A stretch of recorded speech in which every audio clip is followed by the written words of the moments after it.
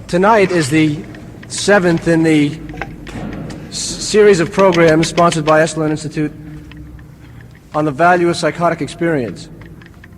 Tonight's presentation is entitled The Poetry of Madness. The people up here are, on my right, Dr. John Perry, San Francisco psychiatrist, Dr. Claudio Naranjo, a Chilean psychiatrist. My name is Julian Silverman. I'm a research psychologist. This is Allen Ginsberg. Need more be said. Alan Watts. Need more be said. We are going to explore tonight the poetic aspects of what we tried to do last night in the name of science, but which were limited by the necessity of being very analytic and rational and sometimes oversensible. What we are seeking to understand is the sense in the non-rational, the wisdom in the union of opposites, and the reasonableness of the term losing your mind to come to your senses. John, would you please? I think it wouldn't be right to start the evening's discussion without reference to the man who first went into this question some thousands of years ago, Plato, who is the first of our great psychologists. He had a good deal to say about madness and the absolute necessity of madness in creative thinking and in the enlarging of awareness. He said, in proportion as prophecy is higher and more perfect than divination, both in name and reality, in the same proportion is madness superior to the sane mind, for the one is only of human, but the other of divine origin. Again, where woes have bred in a race, owing to some ancient wrath, their madness, lifting up her voice and flying to prayers and rites, has come to the rescue of those in need. He who has part in this gift and is truly possessed and duly out of his mind is by the use of purifications and mysteries made whole and delivered from evil, future as well as present. Sir, can your discourse be heard? Can it be heard? You may, if you pull the microphone closer, perhaps. Closer. Is that a little bit better? Oh, I'm sorry. Well, it was Plato talking.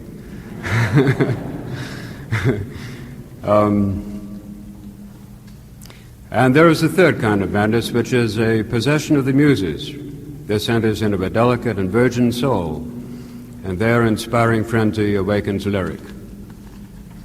But he who, not being inspired and having no touch of madness in his soul, comes to the door and thinks that he will get into the temple by the help of art, he, I say, and his poetry are not admitted. The sane man is nowhere at all when he enters into rivalry with the madman. Now this question for Esalen's whole month of seminars has been this of the nature of madness. What is it? Especially with the extreme form of it in schizophrenia. Do we have any right any longer to think of this syndrome as a mere mental disease or an illness? What do we make of the fact that some people actually emerge better in the sense that they are deepened, their awareness is more profound, and they have a quickened capacity for depth in concerns and their callings and their relationships? Or on the other hand, what do we make of the fact that while mad, patients have experiences, some of beauty, some of terror, but always with the implications of awesomeness and depth? Then there are those who emerge up from madness, back into the normal ego, so-called, who shut the trap door after them and close out their soul at once and become prosaic in the extreme and bland and shallow.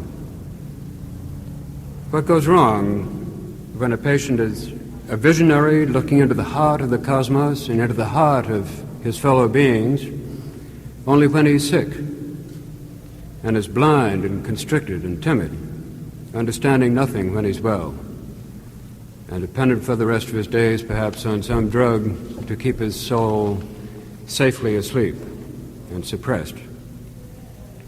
It does sound as if there may be two kinds of madness. There's one of ecstasy and terror, of the bewildering encounter with the spiritual and demonic powers. Then there's the other kind of bland impoverishment and constriction, in which the conventions and the concreteness of the mundane world are taken to be reality. The fact of the matter is, in all of us, about a half an inch below consciousness, we have this madness in us.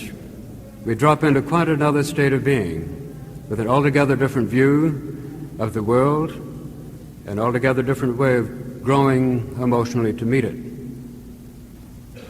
And that state of being and that world, since it experiences itself in images and symbols and metaphor and in myth, is considered mad, and we banish it. And we're very fussy about allowing it to appear only on certain terms, our terms. Think how it would appear if I told any of you I died last night, and we're all at the center of the world, and I see the world divided into a cataclysmic clash of forces of good and evil, a world riven in the middle. You take me for mad and pick up the nearest telephone and send me off to have this thing well squashed out of me and stamp out this wildness. I have only to say, I dreamed last night that I died and that the world is in a conflagration, and we could laugh nervously about it, and this would be all right. This is quite acceptable. Or if I came back radiantly from a Sunday revival and talked about experiencing this death on the cross with Jesus, you'd perhaps nod understandingly and decline nevertheless to go along with me on this particular trip. If I were being really strategic, I could put it down in rhymed couplets, and this would be quite all right, because poetry is expected to delve into this kind of madness, and that's fine. In our dreams, our religion, our poetic moments, regardless of our intellectual or our philosophical biases and our tenets, we all do have this madness in us. Dreams, after all, do shocking things. We hallucinate people, we hear voices, we believe ourselves to be in any part of the cosmos, we mix the past and the future, the dead come to life and we die and we live again. All manner of irrational happenings go on, especially when the dreams are symbolic and mythological. Is this the case? That considered nonsensical, and the world at large puts them away as being worthless. On the other hand, in psychotherapy, as you know, it's the surest guide to the meaning of what's going on. Now, this non-rational psyche below the surface that thinks in symbolic images is the emotional psyche. Every emotion has its image which describes its meaning, or you could say every meaning described by such an image is given its dynamism by the emotion. The way we read our world emotionally is in terms of these images, these irrational, mad ways of putting things. And also our emotional psyche grows, not in the usual step-by-step, linear, constant way of development, but in unfamiliar terms, in cataclysmic leaps ahead and regressions backward, deaths and new beginnings, clashes of opposites and violence between them, and then resolutions. So we live in two dimensions of understanding. One, the ego's knowledge, mundane ways of handling a mundane reality. The other, a knowing in depth, which we call wisdom, in metaphor and image, intimations of meanings, And this is the passional world, our emotional involvements with things in the world which are not yet quite clear, not yet quite understood. Jai Ram. Good. This latter is the world into which one plummets when seized with madness. It might be a great love experience, it might be the inspiration of the artist, it might be the deep revelation in a mystical moment, or it might be a schizophrenic episode. Now, what does this one look like? And this is my job, I think, this evening, to give a little bit of a picture of what the schizophrenic kind of madness looks like. The patient lives at a level quite different from surroundings. He lives down inside. He feels isolated there because there's no understanding on the part of his world around for his experience. He has a fear of being overwhelmed by this inner life, but even more a panic at the isolation that he drops into. And this wave of panic sends him into an acute withdrawal. The objects around him lose their color, lose their separateness. They blend into a large indifference. He feels quite indifferent about the world that we live in, and he is located somewhere else. His emotions do not connect in the ordinary way with ordinary things, but his emotions are now concerned with his myth world, and that's his entire concern at the time.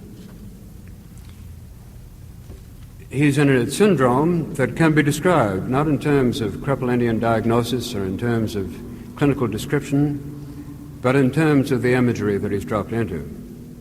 He lives in a world of fragments of myth. They're broken, they come by as wisps of parcels of myth, like a kaleidoscope that's always revolving around a center, and if you tune in on this, you find yourself being able to put this picture together again in a rather consistent sort of way.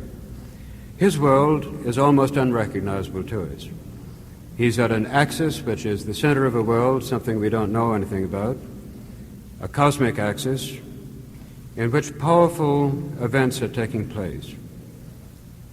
There's a death of his old self. He feels he's died on admission to the hospital usually, and that he's living in an afterlife state.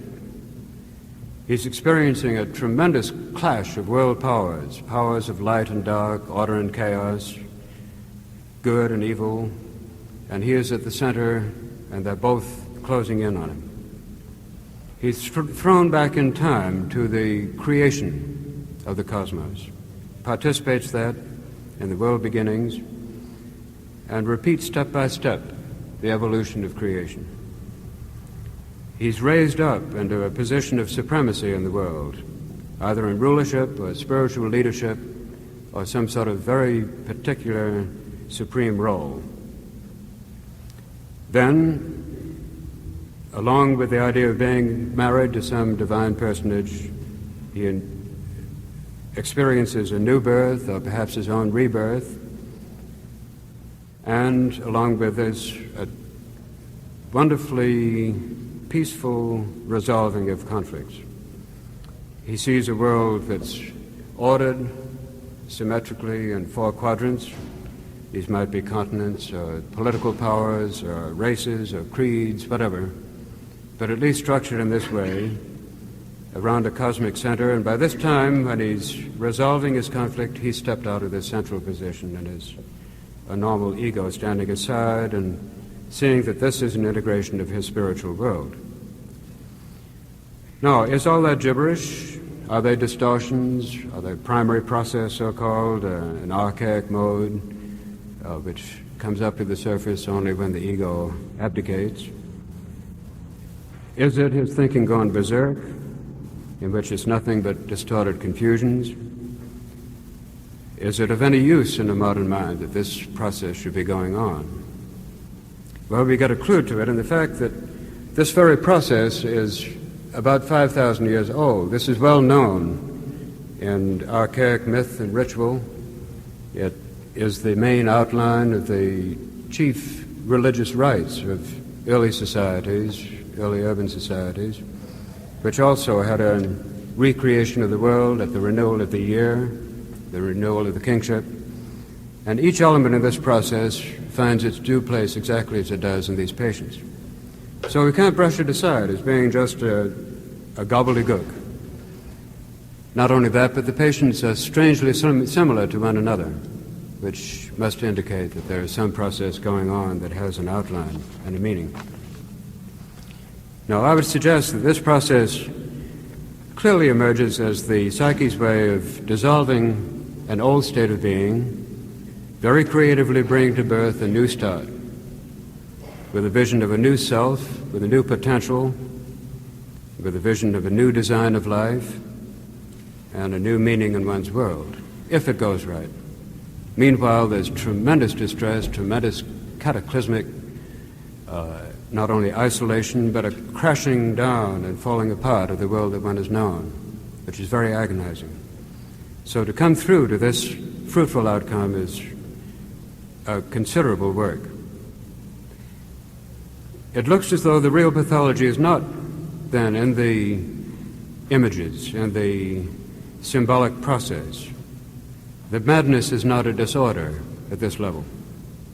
It looks rather as if the disorder is in the constricted ego that has been educated out of this kind of contact, out of contact with the natural things of the psyche. The need of such a person is to learn to perceive the world symbolically, to experience it symbolically, and thus keep connected with his emotions and to live indeed in an impassioned world. Now, I think as time goes on, I'll be able to illustrate this with some experience of a case that in which you can get some of the flavor of the kind of poetic quality of such an experience, but I don't think I should talk that long right now.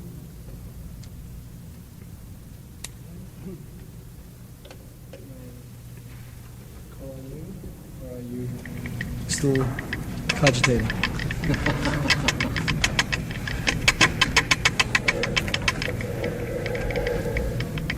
There is something in common in poetry and in music, in a certain way that both of them are the language of madness, which is to say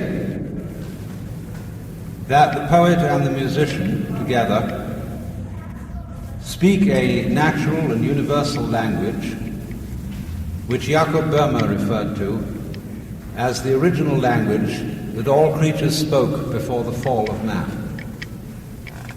For in the Garden of Eden, before Adam and Eve had eaten of the fruit of the tree of knowledge, they understood the language of all the animals and spoke such a language themselves, which was the divine language from the beginning.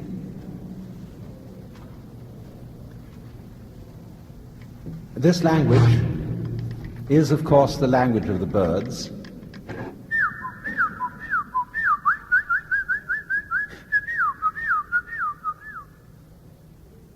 And what does it mean? What does the shape of a tree mean? What do clouds mean? What is the meaning of the letters that you could make out in the patterns of foam on breaking waves? What is the meaning of the way the stars are scattered through the sky? Of course, we've tried to make sense of the stars, to project upon this scattering mythological forms as we see in the Big Dipper, a dipper or a plough. But actually, music might express the arrangement of those stars more correctly. Do, do, do, do, do, do. And what would that be saying? What is Bach saying?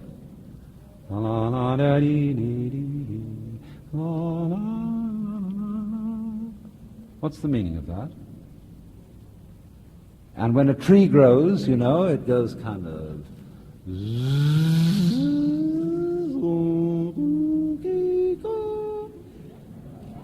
And then after that it does...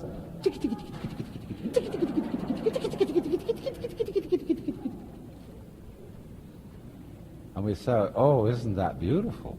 So much so that an artist can copy it and say, why, it's a picture. And when artists have copied trees and the forms of mountains and clouds long enough, why, in every state park, there's a place called Inspiration Point, where all the tourists come and look at the view, and they say, oh, it's just like a picture.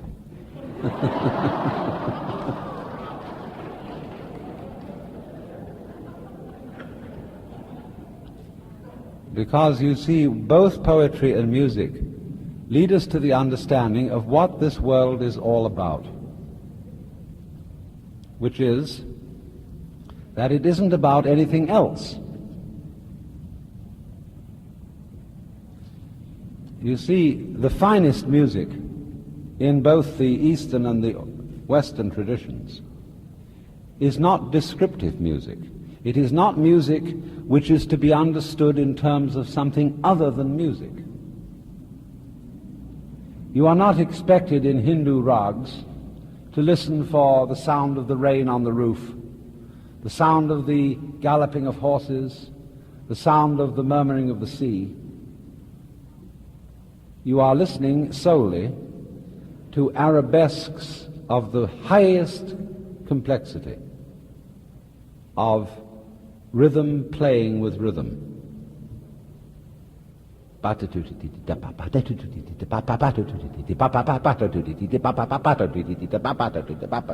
like that.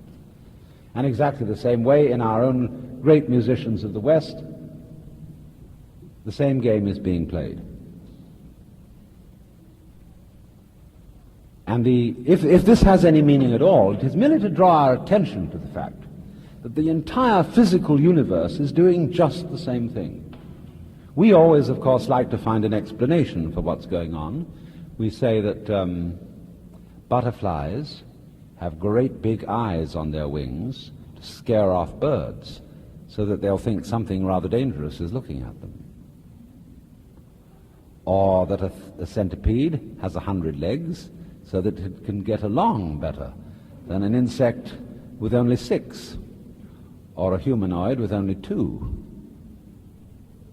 We always find a way of explaining nature in terms of kind of social engineering, that it has a purpose, and that purpose is, of course, survival.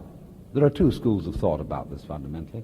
The school of thought about the meaning of life, which is most widely acknowledged in the West today, is that the ultimate goal of physical effort is to survive. It was held in medieval times that the ultimate goal of life was the vision of God. That in the end of Dante's Paradiso, we come to the vision of the love that moves the sun and other stars.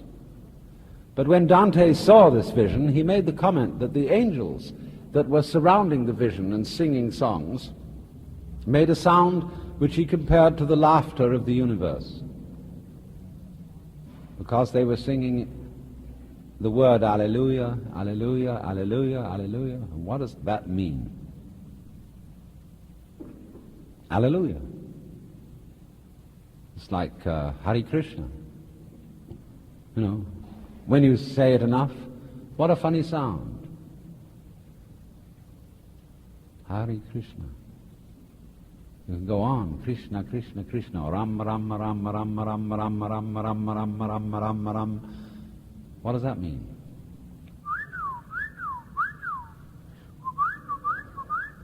Something like that. Because you see, what we're involved in, fundamentally in this cosmos, is a dance, a rhythm. Whether you want to express it through the mode of music, or whether you want to express it in a poetic mood by making words play at being something more than words, more than mere sign indicators, because in poetry, the form of words is itself the thing to hear, not simply what it means, because then you could write prose. So both these arts are awakening us to the fact that our own physical organism, for instance, which we think, what do I mean, as if I were just a word, but your own physical organism with its marvelous hair, with its two jewels, the deep eyes, and its breathing apparatus, its kissing apparatus, its eating apparatus, all this, is a kind of fundamental jazz, which just as the tree was going and we're going like this, you see. Just as the stars are shaped in that way.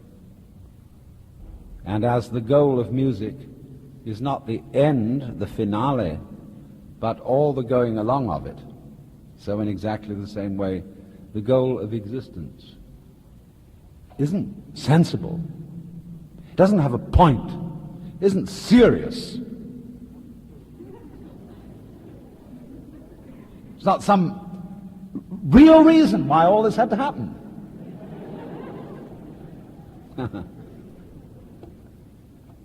Why do the angels play harps? What is the harp of the angels?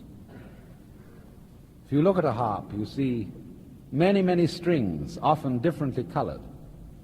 And so in this universe, there are many, many vibrations possible, as the difference between cosmic rays, X-rays, gamma rays, ultraviolet rays, red rays, etc., all the way along, or the different wavelengths of different sounds, the different wavelengths of different radio broadcasts. They all are the strings on the harps of the angels. And the angels say, now, which strings shall we pluck today and call into being this kind of universe, this kind of universe, this kind of universe. And let's play with the harp with the strings not only go this way, but they also go this way. And then we'll slide strings that way through them and strings that way through them. And so have many dimensions upon which everything can happen. For why?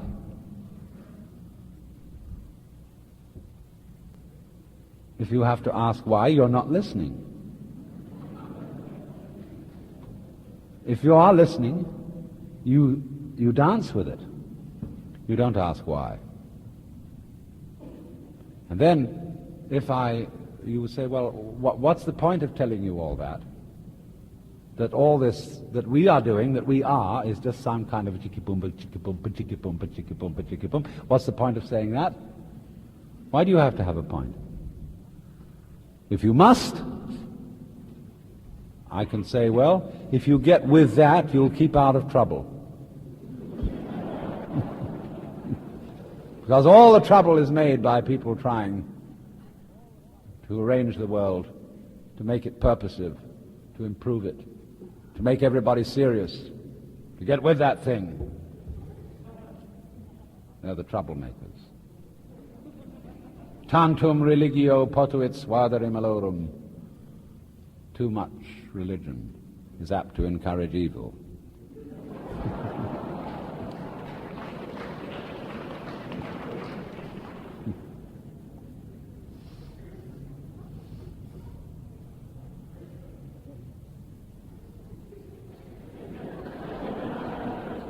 Good night.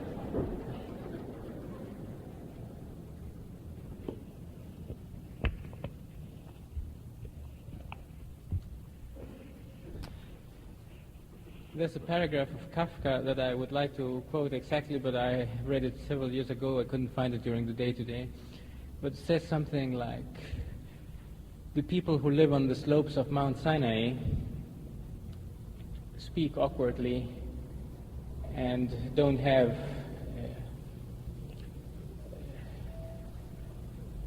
fluent speech, and they walk awkwardly. They have no poise. And I think this is a useful way to look at psychosis, especially in a day like this. There's something about psychotic experience which is like the breaking, the crumbling under the weight of seeing too much. Dr. Perry has been telling us of this archetypal content, this common voice of man that the psychotic seems to be expressing through times, which comes up again and again, not only through his vision, but it has existed, has been projected as symbols, as myths throughout history. But the way the psychotic expresses this visionary world, the way that comes up is such that only people like Dr. Perry can understand it and present it to us in such a coherent way. And that's a difference between the psychotic and the poet or the myth maker. This content is the same, but I would say the psychotic is a stutterer. He's trying to utter transcendental truths, but in a way that doesn't come across, and that's part of why he's put in asylums and nut houses. Part of the gap in communication lies in how little we are in touch in the kind of world he's living in, but part is in his own difficulty, in his more than that, in that he's at the same time trying to express something and trying to hide it. He's like the Rumpelstiltskin in one Grimm's fairy tales that would come at night and do his work, but whenever, and challenge others to know his name, but whenever somebody did find his name and name him, he stamped the ground and split in two. So there is something very much in common between the artist whose profession, whose vocation is to express a truth, and the psychotic.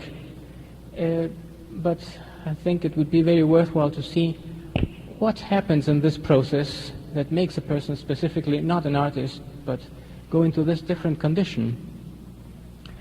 Now, we know all the ways that have been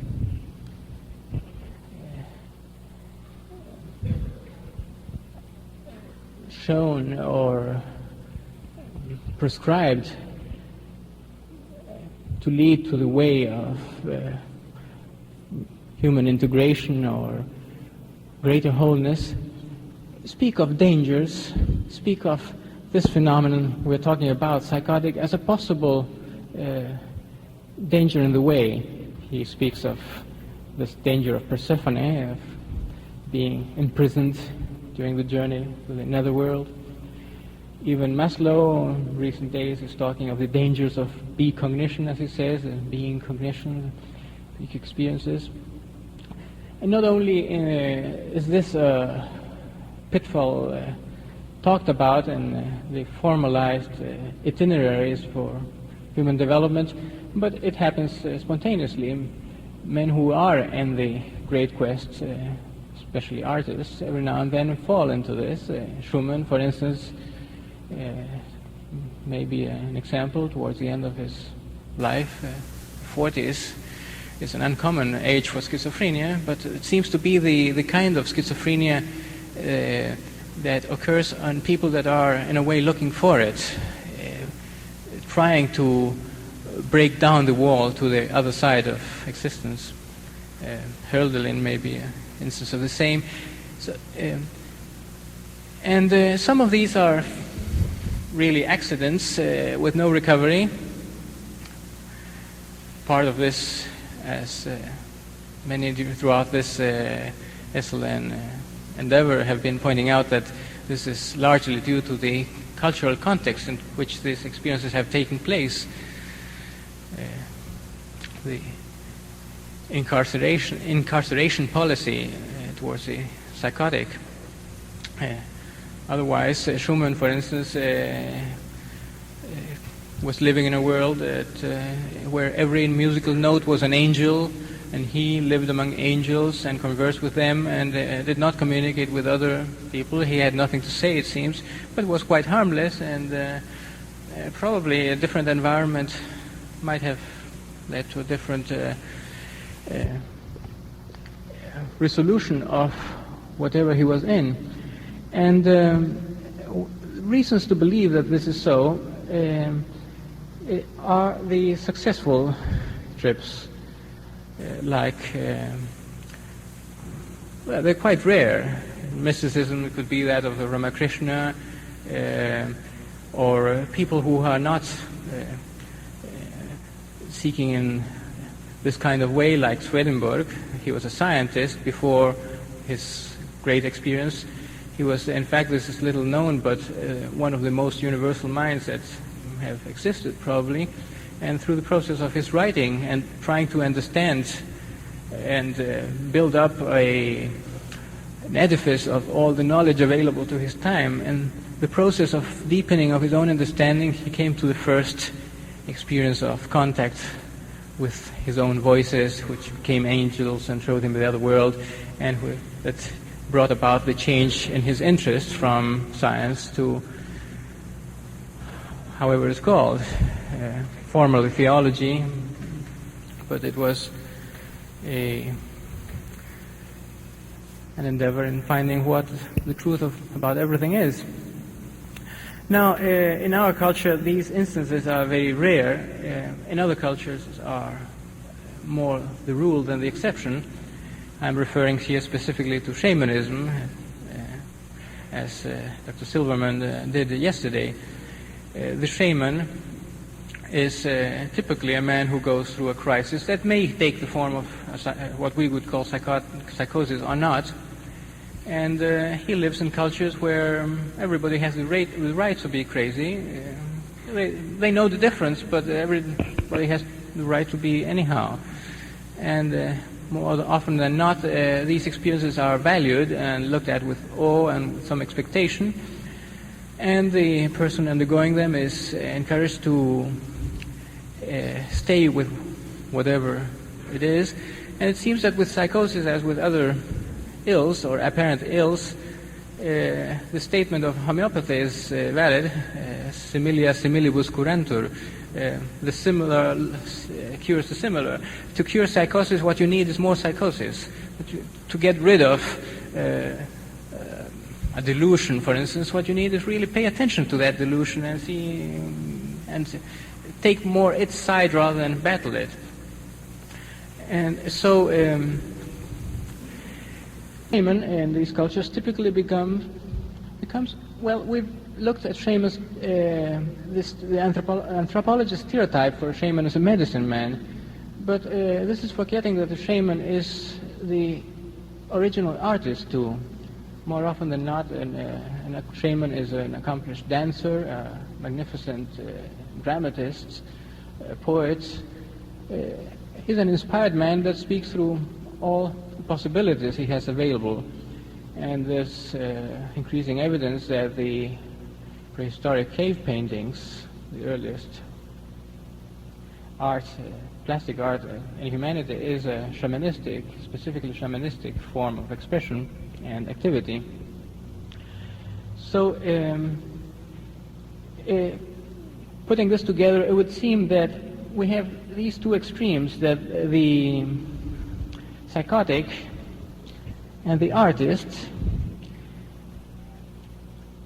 that have a resemblance in that both are a nakedness in existence, a contact with the inner world, as we don't have ordinarily, but judged from another point of view, are as opposite as they can be. We might also think of a continuum, a range of experience, on one end of which is psychotic experience, then come us normals that are masked psychotics, psychotics that have chosen not to be in touch with this distressing field of experience, and therefore can go about our business without much suffering and without stuttering like those people who live in the slopes of Mount Sinai. And then on the other end, the artist was the man who doesn't have to cover up his psychosis because he has learned how to deal with it. He's not swallowed by a psychotic experience, but can be voluntary psychotic and move in and out, not only by periods, but in a simultaneous way. This, I don't know how much sense it makes to state these things as generalities, because the proof is in the illustration. Maybe during the talking that we'll have after this, there'll be occasion for that. But I'd like to bring at one point of illustration. It's the most typical of psychotic delusions. Is the most common pathology of thought is that of paranoid thoughts, paranoid thinking. In the most typically psychotic form of expression, paranoia may manifest itself in the belief that a person holds of being persecuted by, or there might be a confabulation and different planets are involved, and the person is observed from other worlds, and his thoughts are being read by hidden persecutors. Or in the people in our mental hospitals in Chile at the time I was in medical school had the more popular persecution delusions were about the Jesuits being the persecutors, and Jesuits having this confabulation. The content can change, but it's something like this. Now, that's the psychotic end. What about normal neurotics, let's say? I would say we behave in paranoid ways, but we don't hold these clear-cut beliefs about why we shy away from certain things or people. But we are quite distrustful after all. But we don't give in either to the full forcefulness of our hidden persecutory feelings. We reason and say, no, this can't be so, this is a good guy, I'll be friends with him, and so on. And only in our dreams we may dream that people are running after us and will kill us, and so on. Then, the more normal a person gets, and by normal I mean statistically normal or normatively normal, according to social injunctions of what the way to be is, the more a person has to suppress completely this. Dreams, generally, our culture doesn't mess up with dreams, so we always have this door, but in probably the paranoid quality of life wears away, and the paranoid part of the experience is suppressed.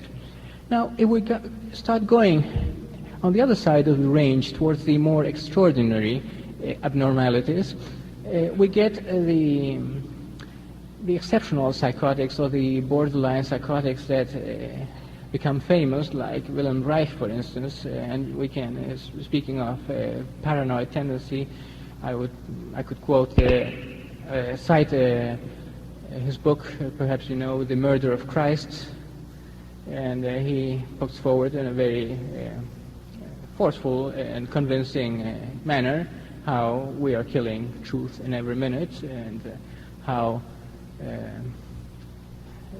the historical person, Jesus, was killed by the same, as a result of the same emotional plague we're all in, consisting in the fact that we can't face life. Civilization is an anti-life force, and so on. And this is stated in a way that I think didn't get him into trouble till the very end of his life. And maybe even today opinions are divided, was he psychotic or not. Or Rousseau, Henri Rousseau, again we see the same trend of thought, but I haven't heard anybody label his philosophy a paranoid delusion in his stressing how the ills of civilization and underlining the goodness of the life closer to nature and the primitivity and so on. So here we have the same thoughts, but expressed in a way that reaches better and we can empathize better with. And if perhaps to the extreme of the range we can find the same thoughts again. For instance, in every tragedy is the source of all drama, I think, and you have in every tragedy the good ones and the bad ones, and specifically the good one, the hero, and we all identify with the hero who eventually gets killed.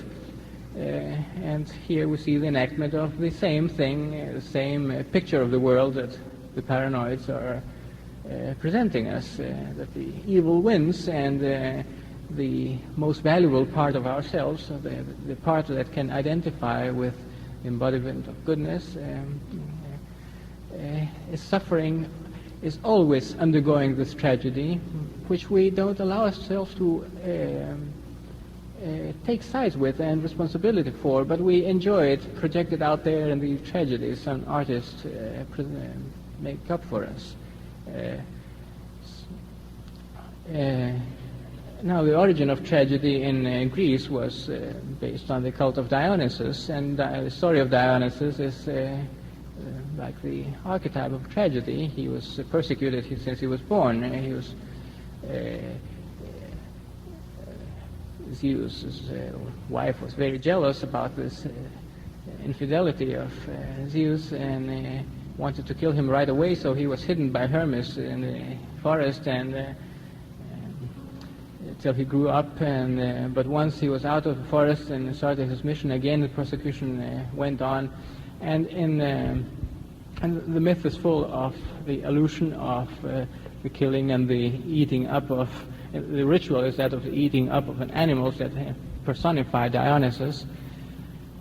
The same motive in all, in so many religions, of eating the Godhead, and an act which is an act of love, and at the same time the greatest of all crimes.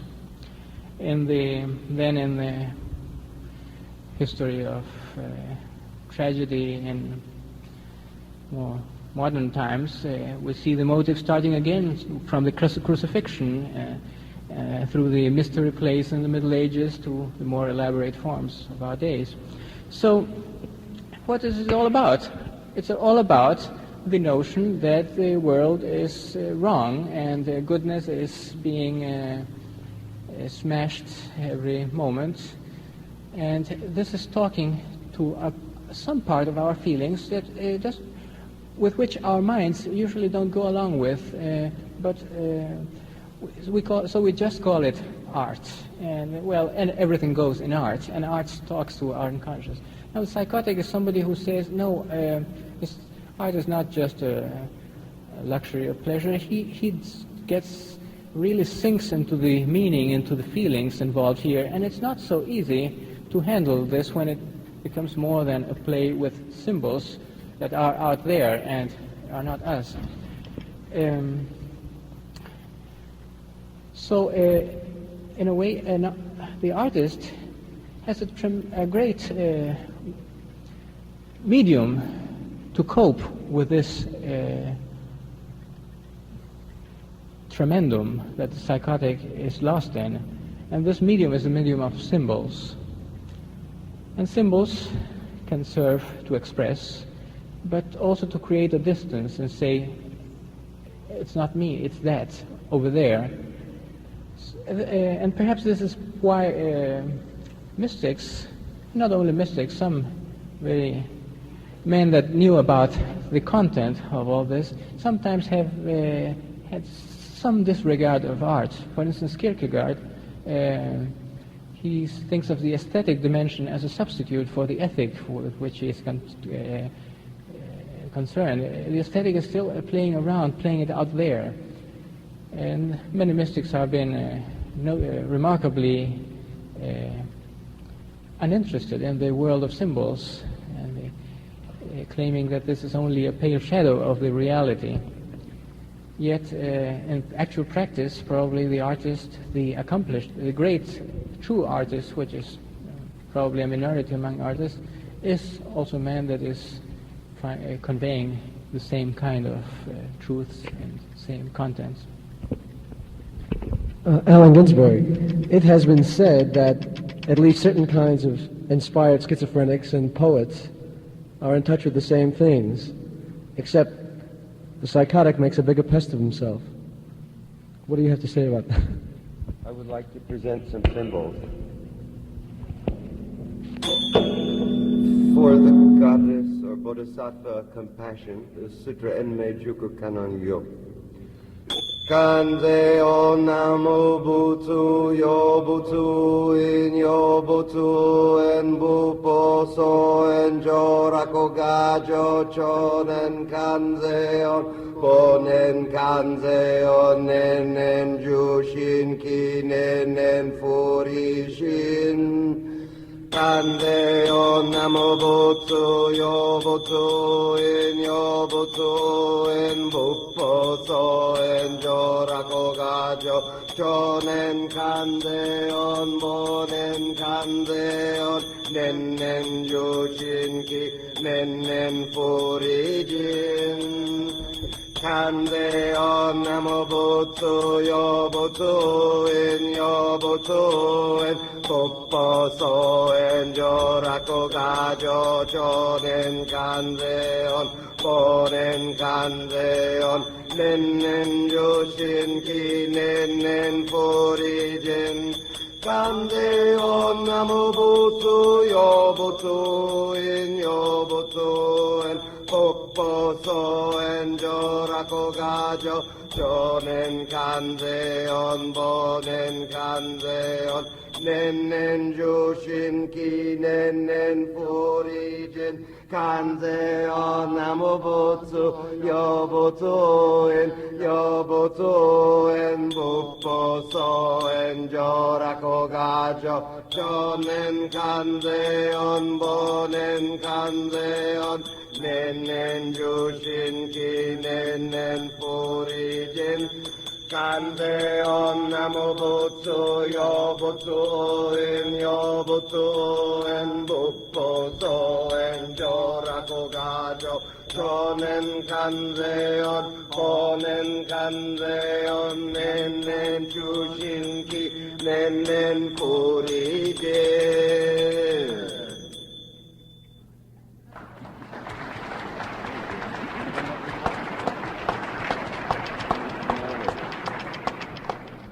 What are you doing, eccentric, solitary, in this longshoreman's hall? Mad, vagrant, creep, truth cloud, sans identity cards?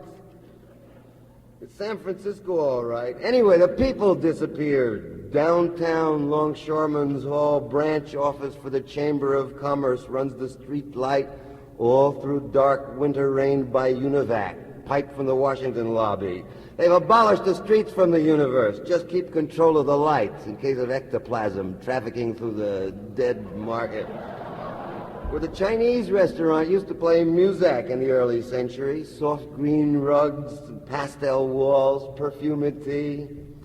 Goodbye, said the metal announcer in the doors of the Chamber of Commerce. We're merging with NAM forever. And the NAM has no door but sealed copper, 10-foot vault under the Federal Reserve building. 6 billionaires that control America are playing Scrabble with antique tarot. They've just unearthed another pyramid in a bomb-proof cellar at Fort Knox. Not even the FBI knows who. They give orders to J.E. Hoover through the metal phone girl at the robot transmitter on top of RCA. You can see the new Fortune officers with their eyeglasses and gold skulls, silver teeth flashing up their shit-mouthed grin, weeping in their martinis. There is no secret to the success of the 6 billionaires that own all time since the Gnostic revolt in Egypto. They built the Sphinx to confuse my sex life. Who fucked the void? Why are they starting that war all over again in Laos over neutral mind? Is the United States CIA Army overthrowing somebody like Angelica Balabanov again? 6,000 movie theaters, 100 million television sets, 1 billion radios, wires and wireless crisscrossing the hemispheres, semaphore lights and Morse, all telephones ringing at once to connect every mind by its ears to one vast consciousness. This time apocalypse. Everybody waiting for one mind to break through. Man prophet with 2 eyes dare all creation with his dying tongue and say, I am.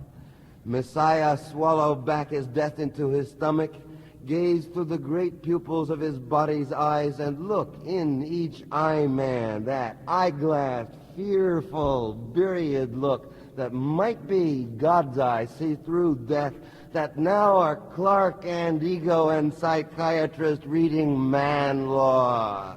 Write newspapers with broadcasts to cover their fears that their own Messiah must come when all of us conscious at once break through to all other consciousness to say the word, I am, as spoken by a certain God, millennia new, and waited till this 1 century. Now all sentience broods and listens, contemplative and hair full of rain, for 15 years inside New York and San Francisco, what millions know and hark to hear, and death will tell, but many strange magicians in buildings listening inside their own heads, or clouds over Manhattan Bridge, or strained through music, messages come to I am from the central one. Come, blow the cosmic horn and waken every Tyglon and clown sentience throughout the vasting circus. In the name of God, pick up the microphone, call networks announcing suchness that I am, mutter 1 million old gods in their beards that had been sleeping at evening radios, talking to myself again, cackling in their own larynx, said the Messiah, turning a dial to remember his last broadcast. I scare myself, I eat my hand, I swallow my own head, I stink in the inevitable bathroom of death this being requires. Oh, widen the area of consciousness. Oh, set my throne in space. I rise to sit in the midst of the starry visible, calling all beings. In dirt from the ant to the most frightened prophet that ever clomb towered of vision planets, crowded in one vast spaceship headed toward Andromeda, that all lone soul in Iowa or Harkland joined the lone, set forth, walk naked like a Hebrew king, enter the human city, then speak free. At last the man-God come, that hears all fantasy behind a matter babble in his ear, and walks out of his cosmic dream into the cosmic street, open mouth to the first consciousness. God's woke up now, you seraphim. Call every man with trumpet, microphone, and telegraph. Hail every sleepwalker with holy name. Life is waving. The cosmos is sending a message to itself. Its image is reproduced endlessly over TV, over the radio. The babble of Hitler's and Claudette Colbert's voices got mixed up in the bathroom radiator. Hello, hello, are you the telephone? The operator's singing, we are the daughters of the universe. Get everybody on the line at once. Plug in all ears in being by loudspeaker, newspeak, secret message, handwritten electronic impulse traveling along Ray's electric spiderweb, magnetism shuddering on one note, we, mustached disc jockeys trembling in mantric excitement, flowery patterns bursting over the broken couch, drapes falling to the floor in Saint-Jean-Perce's penthouse. Portugal's water is running in all the faucets on the SS Santa Rosa. Chopping machines descend on the pre-dawn tabloid. The wire services are hysterical and send too much message. They're waiting to bam out the Armageddon. Millions of rats reported in China. Smoke billows out of New York hospitals' furnace smokestack. I am writing millions of letters a year. I correspond with hopeful messengers in Detroit. I am I'm taking drugs and leap at the postman for more correspondence. Man is leaving the earth in a rocket ship. There is a mutation of the race. We are no longer human beings. We are one being. We are being connected to itself. It makes me cross-eyed to think how the mass media assemble themselves like Congolese ants for a purpose. In the massive clay mound, an undiscovered huge queen is born. Africa wakes to redeem the old cosmos. I am masturbating in my bed. I dreamed the new stranger touched my heart with his eye.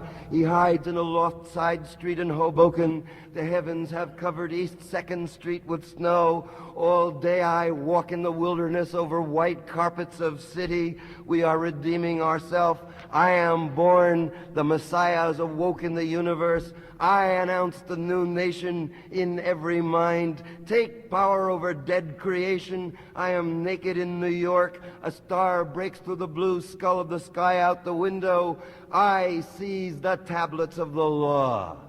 The spectral Buddha and the spectral Christ turn to a stick of shit in the void. A fearful idea. I take the crown of the idea and place it on my head and sit a king among the reptile devas of my karma.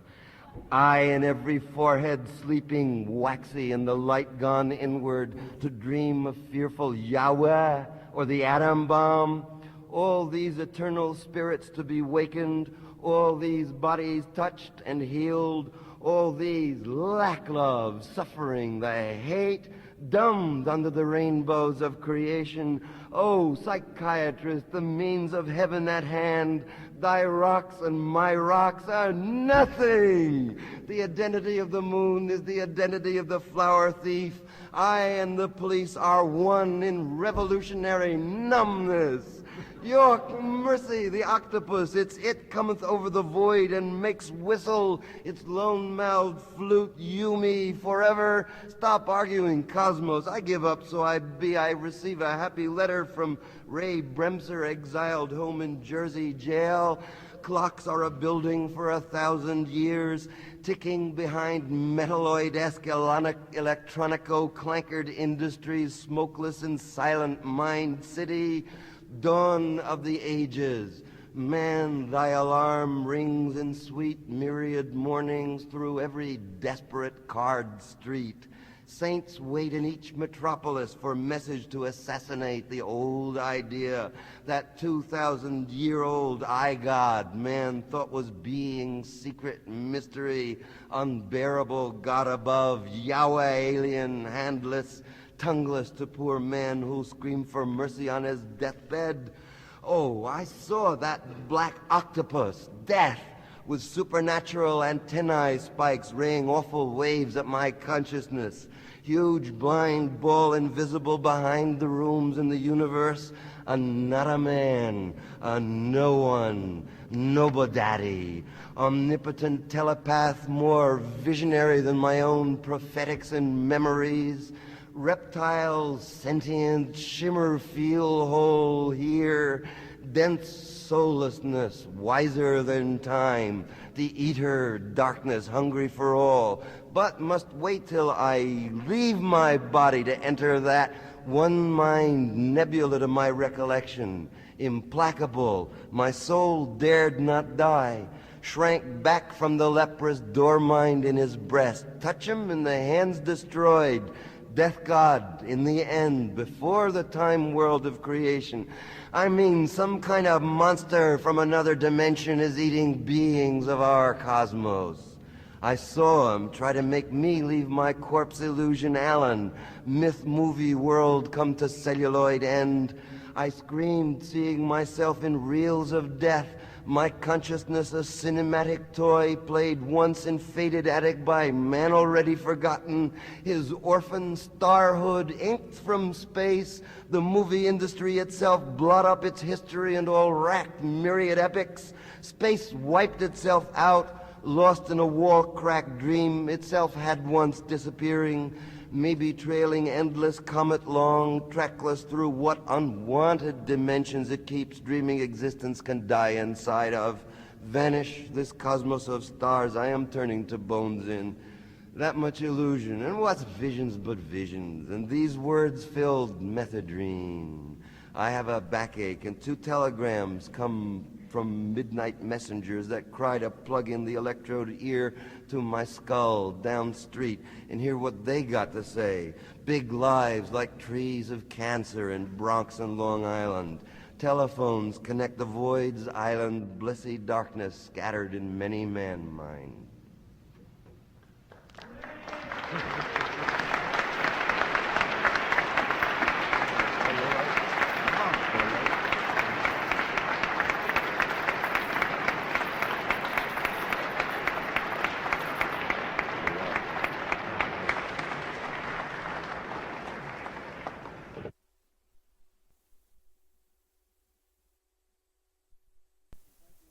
But we would like at this time to invite the audience to ask questions or make some short, pointed comments that would evoke some stimulus in us. Is there anybody with a question or a comment? Something that you'd like to hear the panel talk about?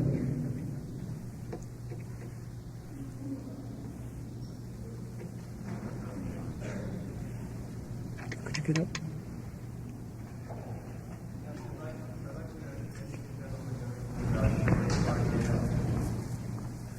If any of us know anything about what?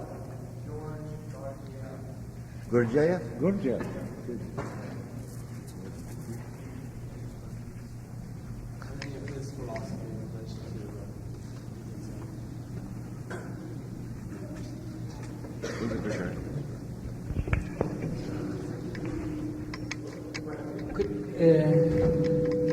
I'm acquainted with Gurdjieff, but I'd like to know what you are interested in and how you relate his ideas with what we're talking about. But there's a microphone there. You can...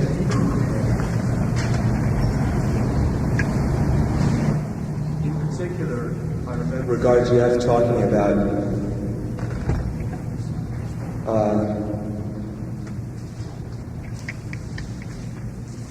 first of all, the fact that man is in a state of sleep, most men, all the time.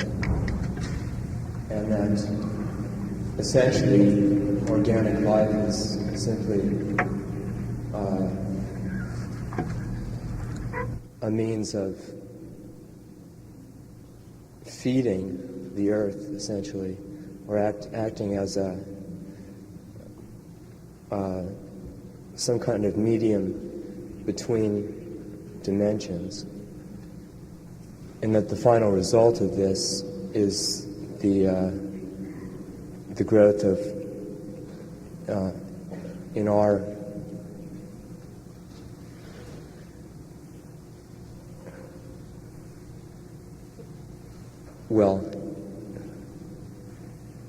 environment, the moon. And then he speaks of the development of a will in man, and eventually what might be called the transcendence of the human state of sleep, death, and the process of feeding the lower intervals.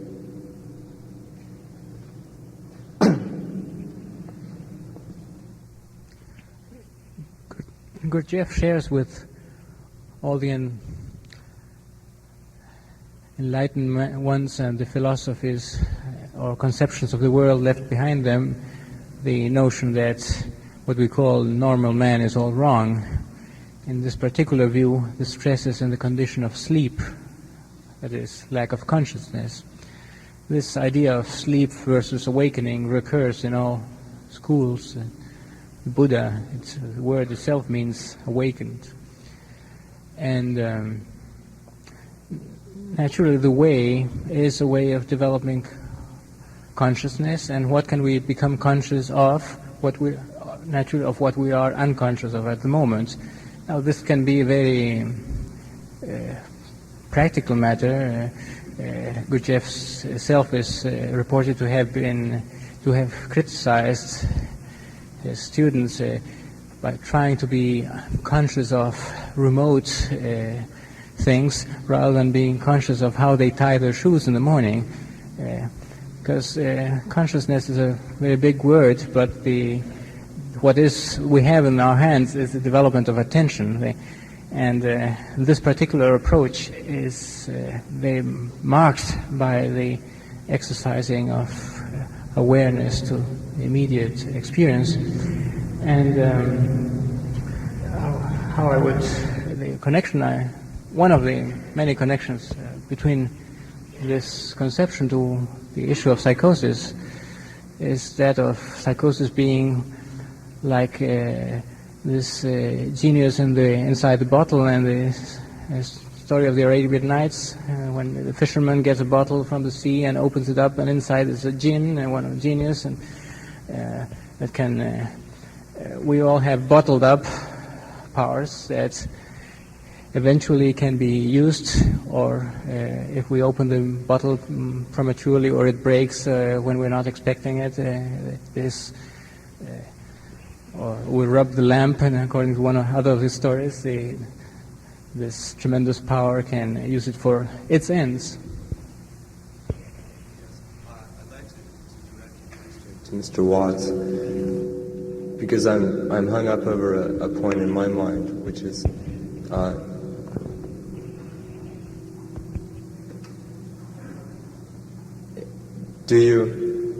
does one exist, or does one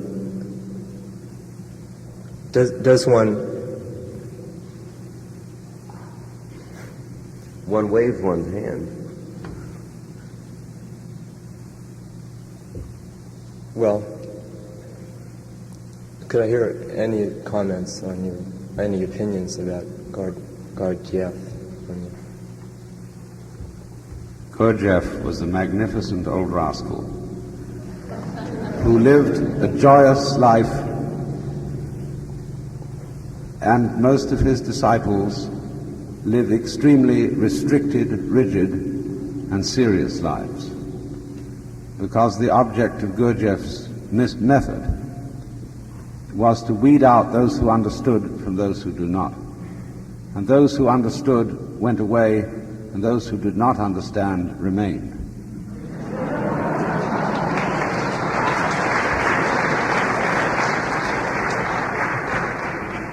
Gurdjieff laid a trap for people who think that the purpose of life is power. That is to say, to control everything. And he beguiled them with the idea that they were all asleep and not fully in control of their own processes and their own organisms. And he assigned them the impossible task of being the Lord God Jehovah, each for oneself. He set them to doing this with great rigor, and he added to this the discipline of dances, in which you could exercise every limb working on a different rhythm to give yourself the illusion of this sort of omnipotence. But if you persevered in these exercises hard enough, you would discover that they were all nonsense, at which point you would have attained Mr. Gurdjieff's stage of illumination. Thank you.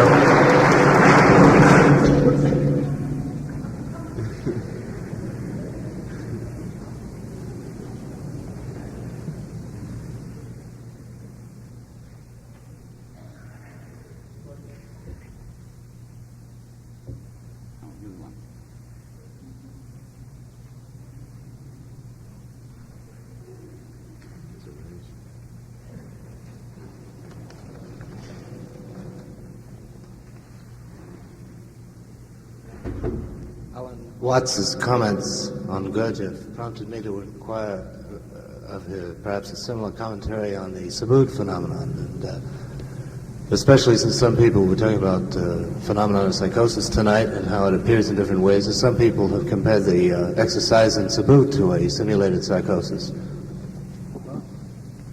If I may comment on Subud, I can only do so at second hand. Lots of my friends joined Subud, but I, as one who is a temperamental non-joiner, don't have any direct experience of it.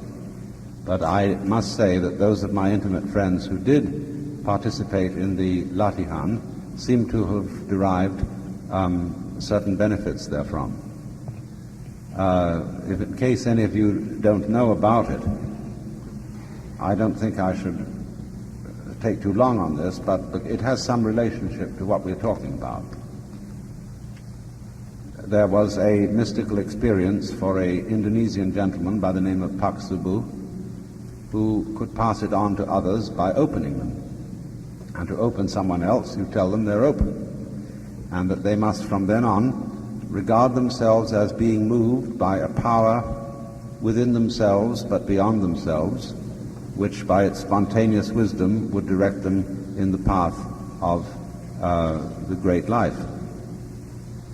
And this they endeavored to increase by an exercise called the Latihan, lasting for about half an hour, in which men in one room and women in another, everybody was moved to do exactly what they felt inclined to do, provided they did each other no harm, and they then proceeded to feel what their organisms wanted to do under the guidance of the spirit, and they would sometimes do nothing at all, sometimes they would roll in somersaults, sometimes they would chant, blather, and exercise themselves in a completely spontaneous and irrational way.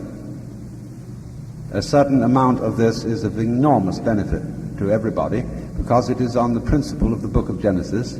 6 days shalt thou labor and do all that thou hast to do, but the seventh day thou shalt keep holiday.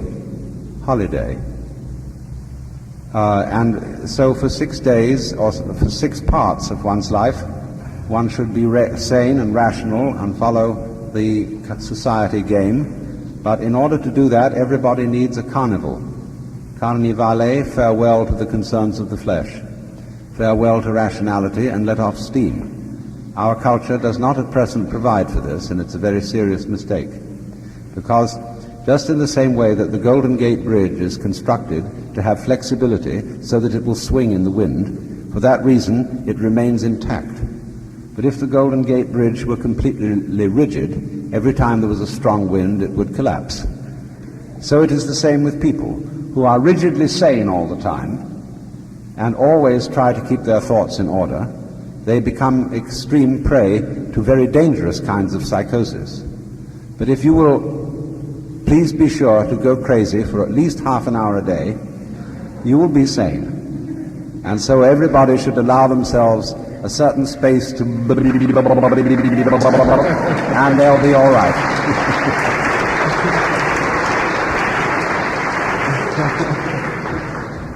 I appreciate your comments, considering, as you said, that it was based on second-hand information, and I wonder if Allen Ginsberg, having had the first-hand information, would care to comment. I have very little first-hand information. I'm a member of Subud. I've been opened and I've been at Latahans. But I only, after having spent 3 weeks or so outside the door in order to get my Subud card and attending the first Latahans, I didn't return due to the pressure of other business. So I don't know what went on after that.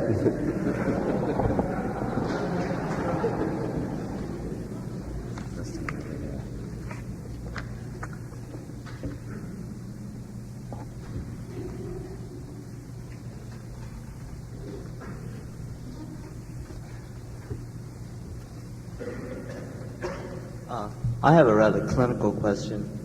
Since this kind of seminar is on the validity of the psychotic experience, I can say that I kind of believe in the validity of the psychotic experience. But I'm curious as if to wonder, is there, I know there's a great being done by Mr. Lang, who's not here, at the Tavistock Institute, and I was wondering, has there been much success with chronic schizophrenics? Not just people that, go psychotic for a short period of time.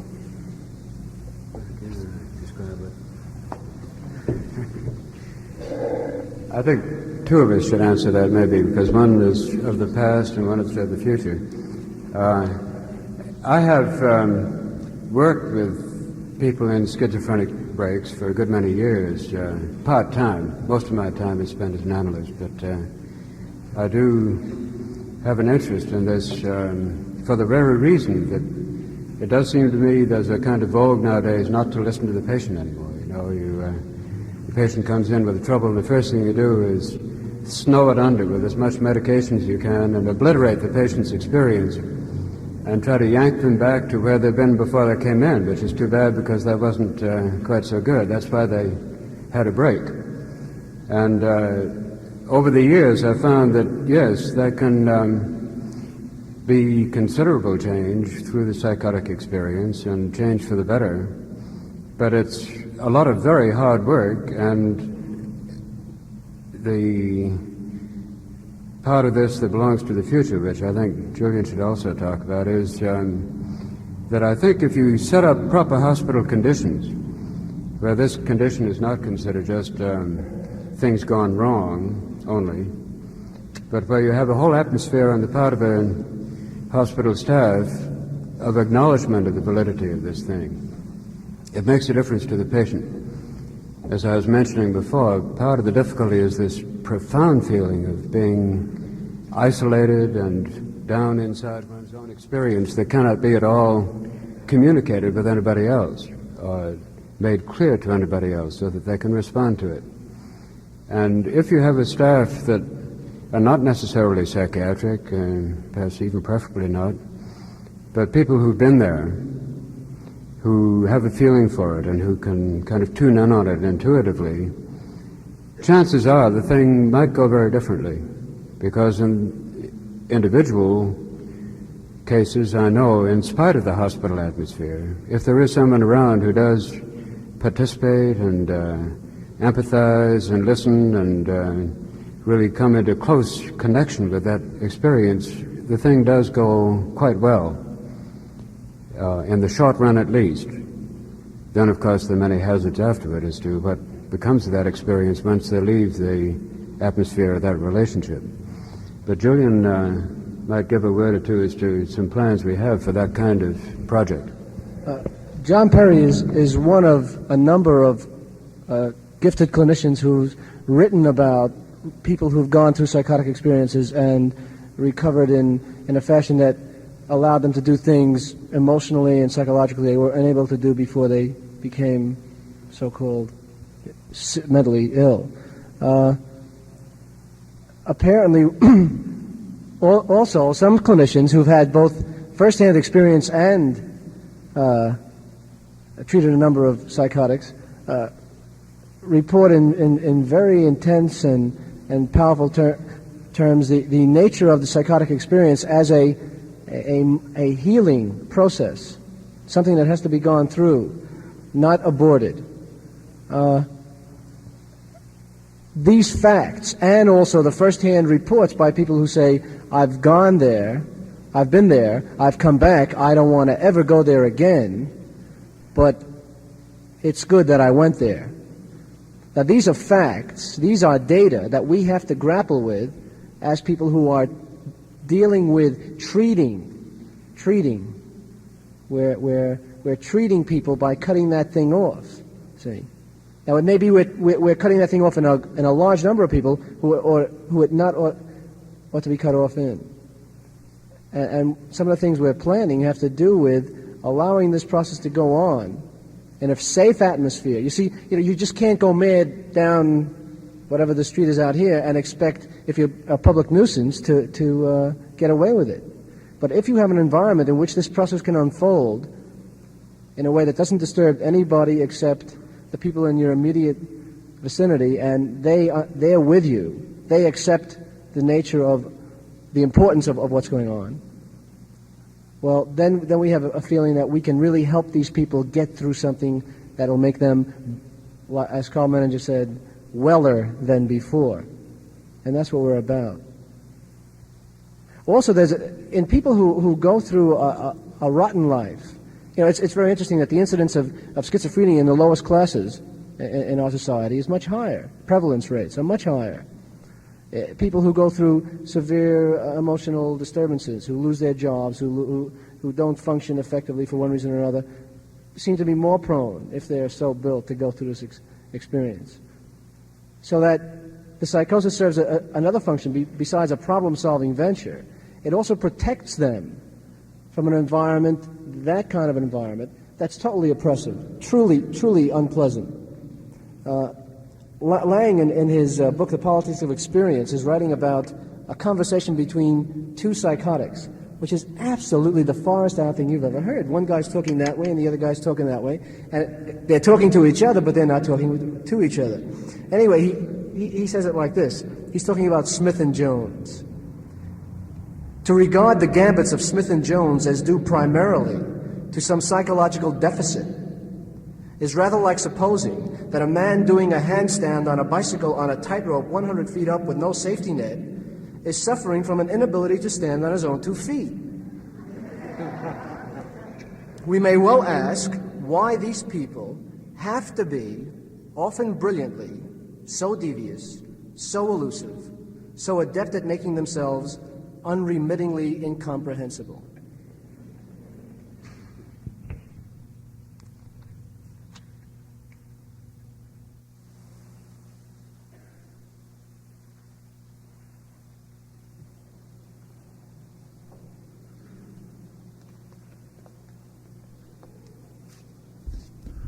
I've learned recently of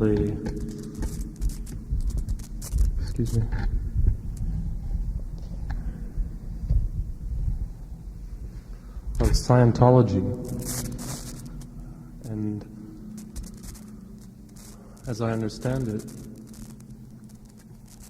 the idea is to cure an insane planet with a very precise method of steps towards clearing an individual. And the Scientologists I've talked to have no doubt that they can save the world through this method. And that the normal person is in fact very neurotic. I'd like to hear if any of you have any experience with Scientology or what you think of it.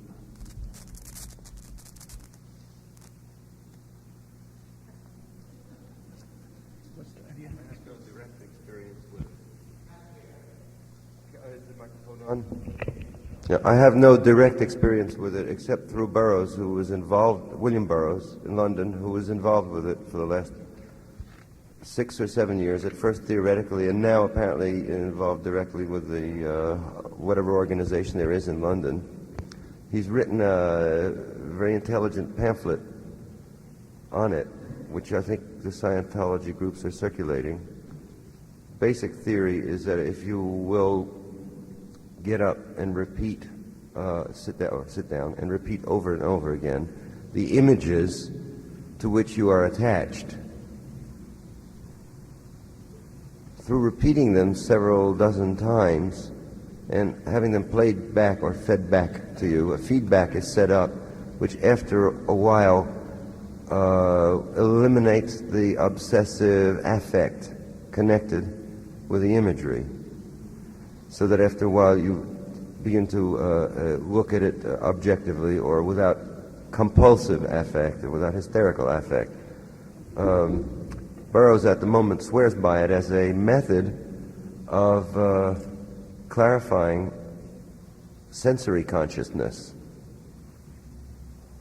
And so I think in the way he's using it, or the way he's interpreting it, or perhaps the way it's actually being practiced in England, it may be a very useful mechanism. It was announced in the San Francisco Chronicle today that 2 American students of Scientology were not allowed to enter Great Britain by the immigration authorities. Probably they didn't have enough. They didn't display enough affect in relation to the uniforms they were, the images of the uniforms or the flags they were confronted with.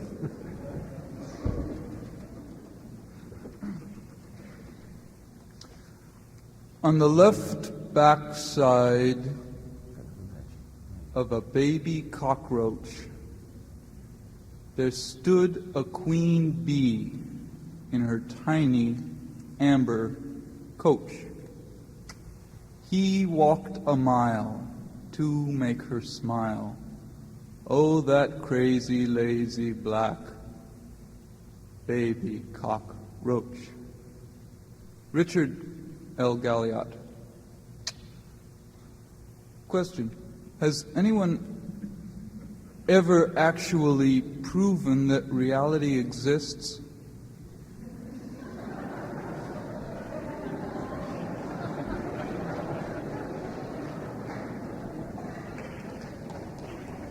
Thrommula, thrommula, thrilp, come lipsible, lipsible, lilp, dim thricken me thrummel am gumpulus gummy, storm gurgle am bumbula bilp.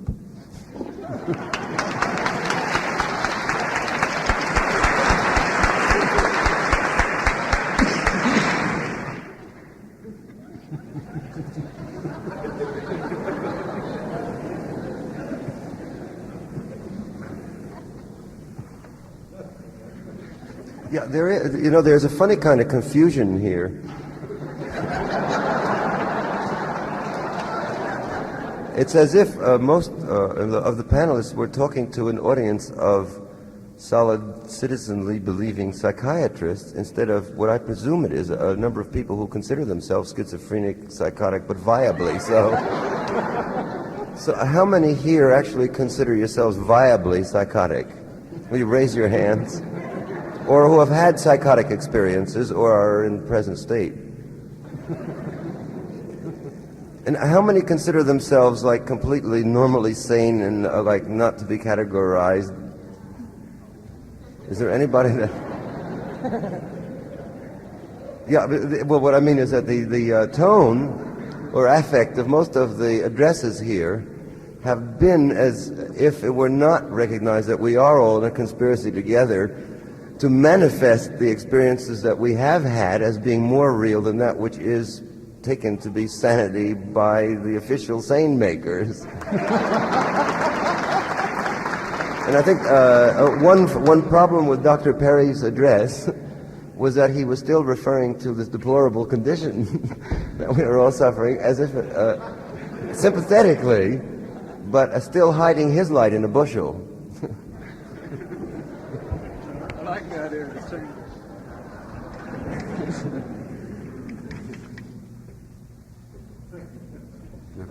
I'd like to ask a few questions.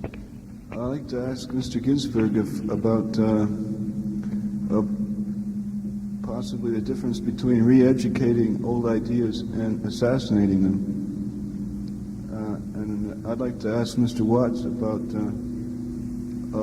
what he means by too much religion.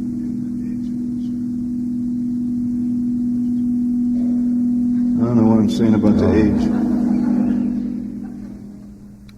Right, son? Should I stop? Say Aum, it'll stop. Aum? It cuts feedback sometimes.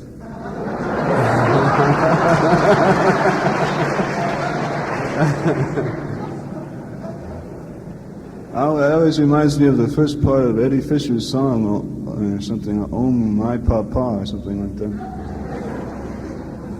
I mean, I can never tell one of those songs from the other, unless one's sponsored by Coca-Cola, I guess. But I'd also like to ask about methadone, like if there's dangers in that, and what the dangers of that are. I don't know. If there's any more difference between Om and Oh My Papa than methadone and Coca-Cola. Okay, well, the question was the difference between assassinating ideas and educating. Also, dangers of methadone. And a couple, yeah, right. Okay. Speed kills. That was one weekend of methadone. I really am almost sorry to have the word in the poem lest it lead tender and immature bodies to terrible consequences, because I think that methadone is a serious plague on consciousness at the moment, or on bodies at the moment. So it's a big bring down as it's used continually. Yes, obviously it's a big drag. As for re-educating versus assassination, in terms of the old idea of Yahweh, what I'm finding, as with this particular incident, taking the methadone for a weekend, that being methadone combined with some heroin, combined with some psilocybin, actually, not just methadone, plus some benzodrine pills, and several days writing continuously. What I find myself doing is going into situations, either catalyzed by drugs or without drugs, in which there is a more radiant consciousness, a flip out or psychotic experience, or as Greta Bebering, who's an old Freudian, would describe it as a disintegration of the ego and descent into the id.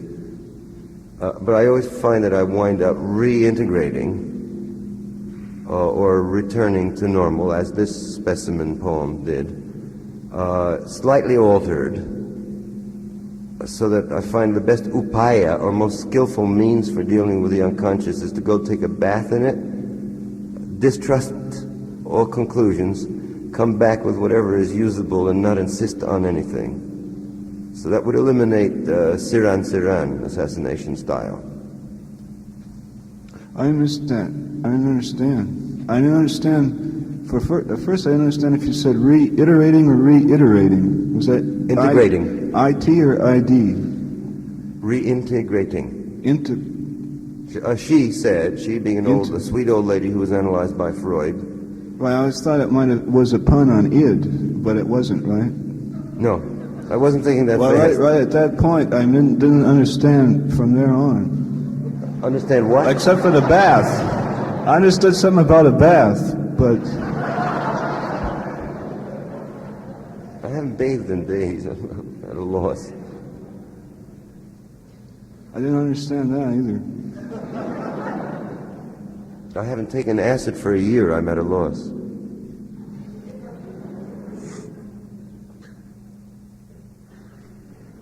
Well,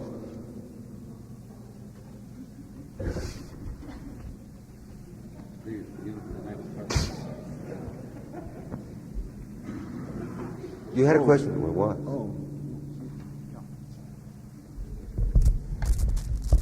Yeah, some of you have touched on poetry and music as expressions of altered states of consciousness. And I'd like to reverse. Maybe you know I can use dance, chant, playing music as ways to alter my consciousness, but I don't know, except for listening to Alan recite, ways of using poetry to change the way that I'm experiencing the world.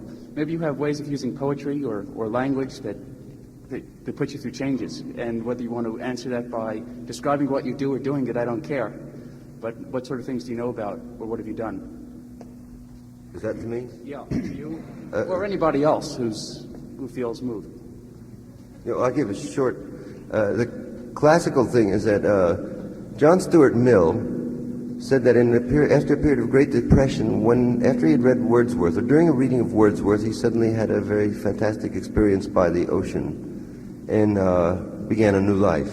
Incipit vita nuova for him as a result of language. I had a similar experience with Blake. George Barker also reported a similar experience with various poems of Blake. A lot of people report that of my poetry, oddly, from Arkansas. It's an old experience that apparently certain linkings of sounds, plus concomitantly, possibly, the breathing necessary for pronunciation of those sounds, plus the concomitant associational electrical discharges in the brain, can apparently catalyze an altered metabolism and an alteration of consciousness through little lyrics, short as Blake's Sick Rose or Sunflower, or longer through long shamanistic chant-type poems such as Dylan Thomas's or Hart Crane's Atlantis. Or say specifically Shelley, if one were to pronounce the Ode to the West Wind, paying careful attention to where the commas fell, where the breath stops fell, and pronounced the lines as they came out, not stopping until there was a comma or a definite breath stop, you'll find that your breathing is altered and your consciousness is altered. So there's a secret machine, a physiological machine involved with poetry that comes in, like, unless you're aware of it, it's secret.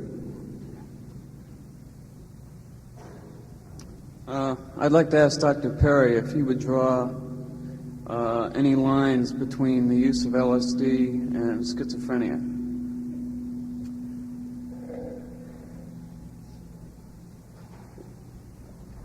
In the, let's see, you mean in the experimental use of LSD, or sorry to bring you all the way back. I'm not, good. I thought perhaps as a psychiatrist and having dealt with psychotic experiences in LSD. You're really asking the wrong guy, because I haven't myself worked with LSD, and I'm not very familiar with it. My work has been entirely in the spontaneous break, the spontaneous episode that comes up in young adults. I see. Possibly, would any of the few cases that have come, that you have come into contact with, would you have labeled them schizophrenic? People who have had the drug and have had this opening experience? Is that what you mean? Yeah, had the drug. No, I have not had any of my own patients go through that. It does happen, but I think the ones to whom it happens are ones who are pretty close to an episode anyway. They're living very close to the borderline. There are tendencies to drop over into a schizophrenic episode, and then I think, yes, the drug can do that. I think you, Dr. Naranjo, would be much more informed about this than I. Do you want to take that one? Well, it's a fact that there is, within the variety of LSD reactions, there is the possibility of states that are quite similar to schizophrenic syndromes. In normal conditions, that is a great minority. Aside from that reaction to an isolated LSD experience, there is this fact reported by Dr. Groff of the progressive deepening. He says that in a course of 80 successive sessions once a week, in his experience in Czechoslovakia went, people normally would improve by ordinary standards during a period and then go down until everybody wanted to quit, whether it was the people in their own staff or these neurotic patients or the psychotic ones, but they were pushed or convinced to follow on the basis of their own conviction and the good outcome.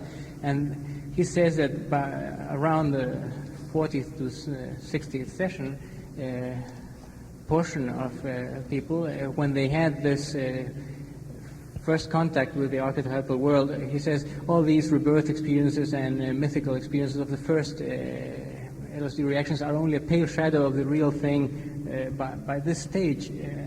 And then it's once and for all complete restructuring of personality. And people who have initially psychosis and have improved throughout the 40 or 60 LSD sessions go back to their original psychosis for some weeks and before the final improvement. And but not only psychotics, but other people can have that period too. Now, this is, I think there's nothing specific to LSD.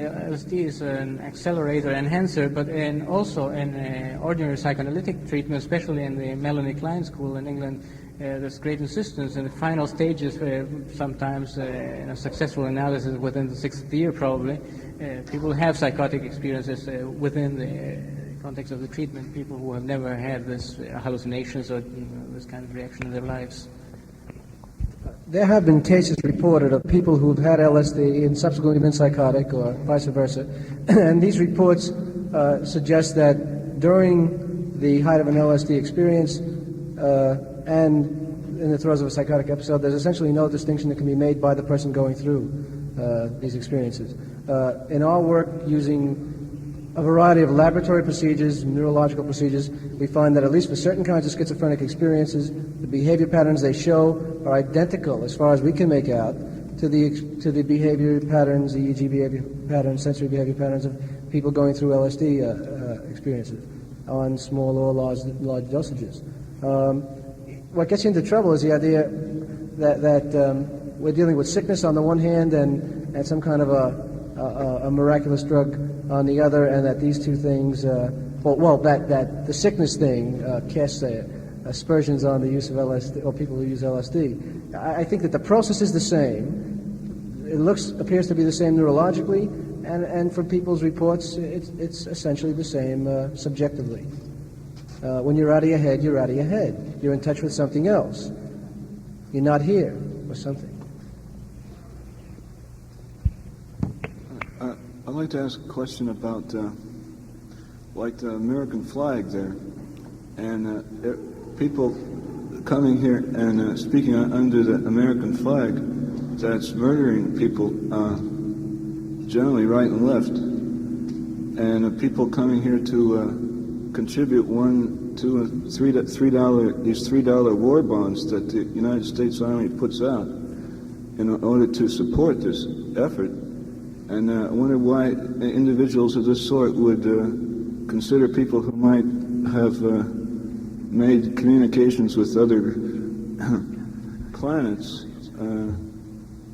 not myself, but the possibility that they might, to consider these individuals psychotic when very individuals themselves are contributing either through these war bonds with George Washington's picture on them, or something similar to what might be possibly a psychotic episode.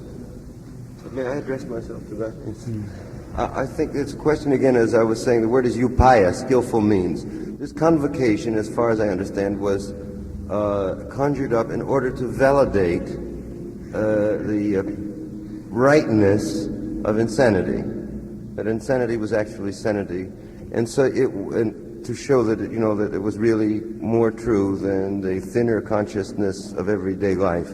So it was considered skillful means to wrap ourselves in the flag in order to propose insanity to the nation. That was all. So that people wouldn't get scared. They would think it was patriotic, so therefore it would be okay. It's done under the auspices of a tax-exempt foundation, so no money of the evening is going to pay the government for the war. So I don't think there's any actual problem. What about the basic essence of what's the difference between a $20 bill and a Series E war bond? Oh, you're calling money itself into question, not merely the flag. Well, I was thinking of it. I don't know if I was all by myself. Well, that I don't know. I'm not getting any money for this, but so you have to ask the Essel and Big Sur people. Oh, I'm asking a question, not for a money bank. Excuse me.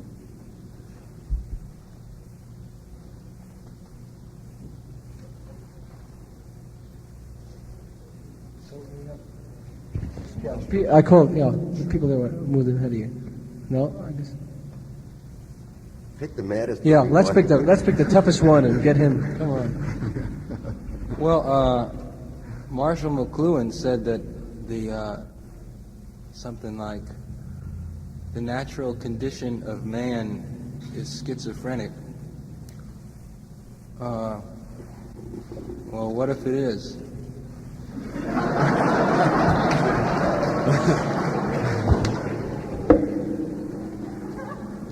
I'll have to bring my light out from under that bushel you're talking about, I guess. No, I do object to that. I don't remember saying that, frankly, but still, I think, no, this is not the natural condition. It seems to me that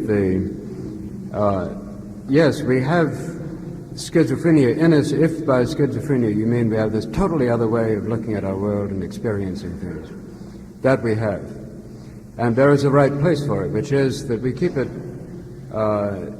behind an ego which needs to cope. And we can't have that unconscious continually enveloping us all the time, because then we can't deal with the world clearly. We have to be able to drop in and out. I'm sorry. So I am in favor of normalcy, sanity, or whatever you like, in order to be effective. I think it's fun to be effective in the world. I like to have an ego. I enjoy it. And I like to be able to do the things I want to do, and I find it intensely interesting. And then I also like to drop back and have my dreams, you know. This both can be there, it seems to me. But this isn't schizophrenia. I'm sorry, because I could hardly hear. I could hardly hear what you were saying after you said no, it wasn't schizophrenic. I mean, I feel that if Marshall McLuhan was here, then there'd be quite a debate going. I mean, Marshall McLuhan wouldn't settle for a no. I mean, he'd want to talk about it and say something like, how do you know the natural condition of man isn't schizophrenic? The word schizophrenia, as a matter of fact, is one of the most ill-defined terms in psychiatry. We use it popularly in quite another way than it is generally employed in psychiatry, which means split-mindedness. And one could say that the human race is split-minded in the sense that it is preoccupied, insofar as it is civilized, with forcing the world of nature to conform to the rules of its linguistic logics. It is confused between reality, and everybody knows what reality is, and the symbols of reality, which we call ideas, words, and so forth. And so, in that sense, there is a very grave split between the world we think we live in and the world we live in, as exemplified by, for example, by the fact that an enormous number of businessmen read the Wall Street Journal but omit the first page. That is to say, their understanding of what is happening in the world of business is entirely in terms of mathematical tables as to the statistics of the market. This report of the goings-on in the world completely eliminates all sights, sounds, smells, tastes, and textures. Furthermore, the Congress recently passed a law against burning the American flag. These same congressmen, with all the patriotic fervor which they put into passing this law, are responsible for burning, by acts of commission and omission, that for which the flag stands, namely the physical and biological entity called the United States of America. Because we are, in that sense, completely confused as between words and what they mean. We eat bread, which is theoretical bread and has chemical formulae on the wrapper, but tastes of no bread known to good cooks throughout the earth. Now, in this sort of predicament, the poet introduces an essential sanity by using language in a musical and non-logical way, and by taking us, by his incantation, his enchantment, forces us to go out of our minds that we may come to our senses. This was always the art of Orpheus. It was the art of David when he played the harp before the insane Saul, because Saul, ambitious of the kingship, was therefore a power-mad man, and the musician calls him back to participate in the world rather than attempt to dominate it. A man who confuses his organism with his verbal symbol of himself, which may be his name, his role, his status, is a man who is beside himself. And that is the strict meaning of the term paranoia. And as Ananda Kumaraswamy said, you must choose between paranoia or metanoia.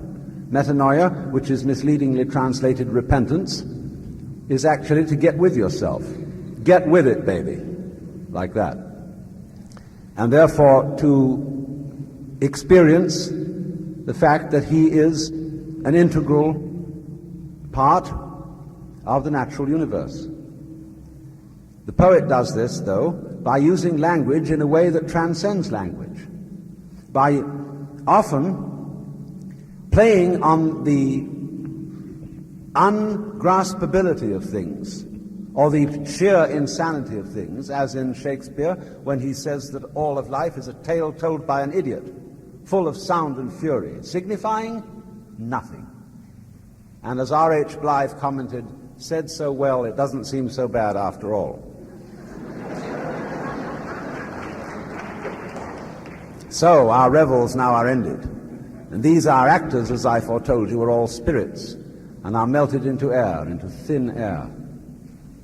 And like the baseless fabric of this vision, the cloud-capped towers, the gorgeous palaces, the solemn temples, the great globe itself, I, all which it inherits, shall dissolve, and like this insubstantial pageant faded, leave not a rack behind. So it was all nonsense, but how beautiful. I was wondering about I heard some things about inducing psychotic experience, and I was wondering, like, how do you know that whether it's a good idea to induce a psychotic experience? I mean, how do you know that it's going to be beneficial? I mean, how can you be sure that it might not be something else? We are talking about a disorder of mind, which is not something that we want to induce, but something we want to deal with in a more sensible way than it's currently being dealt with in most of our state institutions around the country. And the tendency of the conversation was toward the fact that it was not necessarily a disorder, but another order. Yeah. We don't want to induce it. We want to respond to it in a more sensible way. That's what we've been talking about tonight. That's what we've been talking about all month in these series of workshops and seminars. Well, what would you say would be a sensible way to respond to psychotic experience?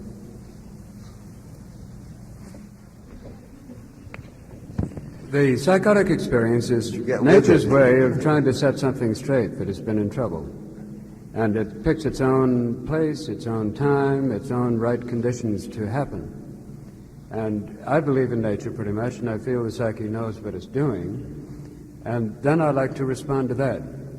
But I certainly wouldn't want to interfere, and by notions that I might have, that somebody's in need of a psychosis, try to bring it on.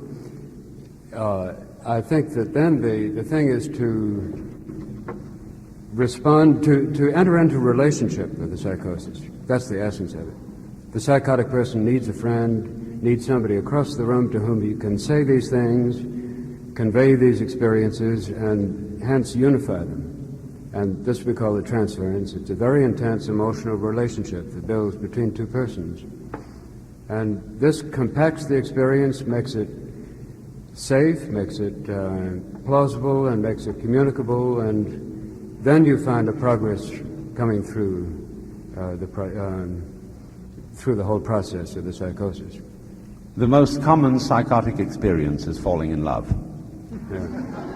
And while to fall in love is one of the most fantastic experiences in life, there is absolutely no method and no school which can teach people how to fall in love. You fall in love in the same way as you grow ears, and there is no school for growing ears. But if you're lucky and you're human, you have ears, and if you're lucky and you're human, in the course of life you undergo the experience of falling in love, and when it happens it's unmistakable and tremendous, and you see in a very ordinary woman an incarnation of the goddess. The question is, you are certainly not sane when you see this, because she is just an ordinary girl. But actually the veils have been taken from your eyes, or the scales, I should say, have been taken from your eyes, and you have seen one human being as in fact they really are, but you're of course quite mad. And all inspired vision of poetry, of drama, of dancing, and of music is a certain kind of madness, but there is madness and madness, just as there is a difference between nonsense and bunk. What's the difference? The difference is this. When you look at the shape of a cloud, you may, as an artist, copy it, although it has no meaning. And everybody acknowledges that there is some kind of order in it, although it is not symmetrical. A cloud is not Euclidean. It doesn't form into nice geometrical patterns. It is profoundly and essentially wiggly. But everybody recognizes that it has some extraordinary quality of beauty in it. And therefore it is nonsense, but it is not bunk.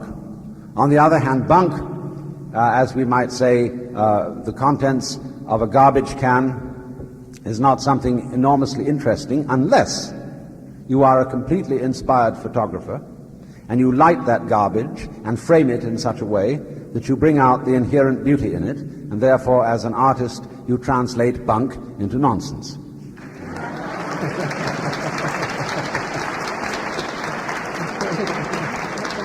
Well, if you know a man by his possessions, do you think you might also be able to know a man or a person by what he throws away? Absolutely. Well, then would you say... Because you can always distinguish different nationalities by the smells of their excrements. Uh-huh. Can we have another question, please? Another question there? No, there's someone behind you. Yeah. I'd like to ask Dr. Naranjo about the shaman and whether we might consider the shaman the archetype of the, say, modern-day psychotic, and whether we could consider the shaman or the psychotic as a harbinger, perhaps, of new creative experience or new ways of experiencing spiritual or a creative life, or as a retrograde, someone who is actually expressing a nervous breakdown. It's like, I don't know if you fully understand that the way I presented it, but... First question is about the relationship between a shaman and a psychiatrist. The shaman and the psychotic. And the psychotic. Right. Well, in many of the accounts we have of shamanistic experiences, one of the main elements in them, which is the possession by spirits that become wise guides, this is at first encountered as an accident in their way, and as something that it's causing them suffering, and even among them is regarded as illness. So in those terms, a shaman is a cured psychotic, but not cured in the terms that we regard the outcome of the process of healing, like doing away, but rather integrating two worlds. And the way of integrating the psychotic, quotes, world into his reality of a shaman is the exercise of his own profession, because his own way of healing others entails summoning up this kind of experience, which was originally for him the illness. In fact, a shaman generally goes ill when he can't perform. Eskimo shamans, for instance, are said to lose their even physical strength and become depressed when they can't go through the ceremonies that entail their going into trances and singing and so on. Probably it's not too different from what would happen to anybody who does not do his thing, whatever his vocation is. But here it has the implication of needing this seventh day about which Alan Watts was telling us, his surrender to his own nature. So it seems that the process seems to be one of the contacting our other half, the suppressed part of our own experience. The shaman contacts this experience in a way that at first it clashes, but finally is allowed to grow into one thing with the conscious life, whereas the psychotic stays in one world, the normal, in quotes, stays in the other. We are amputated of our underworld, and the psychotic is amputated of his overworld. I feel like you've given us a description of a shaman, but I still don't feel like you've answered the basic question of mine, which is that rather causality. What causes the shaman? What is he derived from an adverse situation in his environment, or is he a supersensitive individual with an inborn artistic nature? And how would we relate this to the modern-day psychotic and his relationship with the shaman? There are many factors entailed here, and they are taken into account by different cultures in different ways. In some places, the shaman is chosen, in their way of putting it, chosen by the spirits. So there's a completely spontaneous process, whereas in other cultures, they allow for either the spontaneous process or being chosen by the older shamans who can say this man who has the potential, so they elicit this experience. And finally, in other cultures, there's a third possibility of the person himself choosing. But the way of the three types of shamans is different. For instance, in Australia, the tradition allows for the three ways of becoming a shaman. But the person who is chosen by the spirits is at once recognized by the elder shamans and says, well, he's a shaman already. He undergoes instruction, but he's essentially has had his initiative experience is acknowledged, recognized. Whereas the person who chooses to be a shaman undergoes the most painful ordeals, like being thorns are introduced under his nails, his tongue is perforated, he undergoes long periods of deprivation of social contact, isolation, his skin is rubbed with rough materials that practically leaves a big wound over his body and so on. So I think this is an implicit acknowledgement that whenever the process does not occur spontaneously, a lot of artificial means are needed to bring about the same effect. Okay. I'd like to direct a question to Mr. Alan Watts. I actually agree with everything Alan Watts says. I mean, I've read a lot of his books, and he makes it sound so simple from a philosopher's point of view. But I'd still like to ask him, like, how do you do it?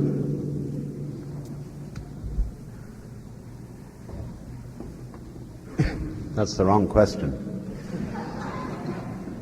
It reminds me of the famous story of the American tourist in England who asked the way to Upper Tuddenham from a local yokel who scratched his head and replied,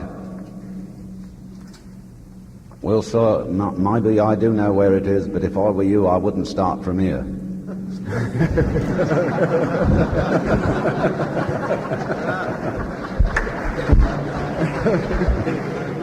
The only answer I can give to the question, how do you do it, is find out why you want to, and then you'll know the answer. Last question. I'll address it to Dr. Naranjo, because I think you, in the first, directed the definition of, say, psychotic as a person who is totally overwhelmed by this expanding consciousness experience, and say a normal person is a person who masks this experience and covers it away in the daily rites of whatever he does. And then an artist as a person who's coping with it, dealing with it, involved with it.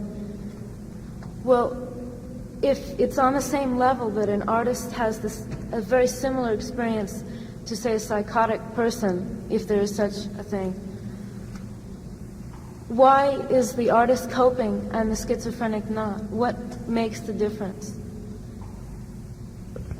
And anyone else who can elaborate that? Ronald, Dr. Lang, who is not here, has spoken to this point by playing upon the two meanings of the statement, "There is nothing to be afraid of." The psychotic experiences, there is nothing to be afraid of.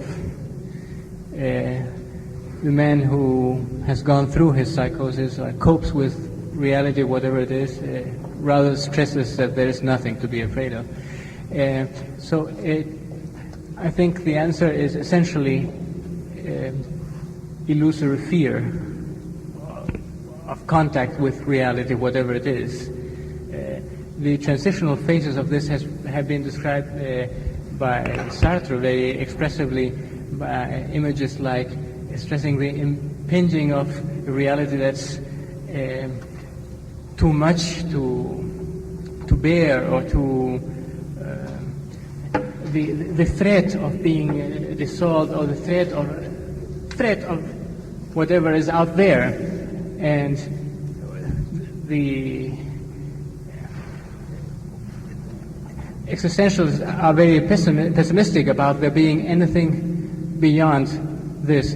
Either you are in bad faith, or you face this reality that will paying the price of anxiety for the rest of your life.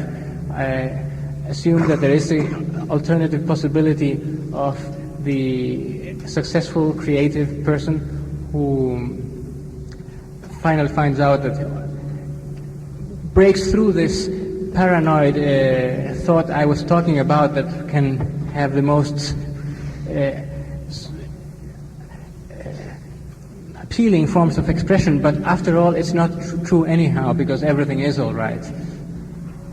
I think there's a basic assumption that's buried in all of us, that things are wrong, and the real end of psychosis, which can be achieved only through going to the depth of it, is finding out that that was a mistake and a wrong assumption.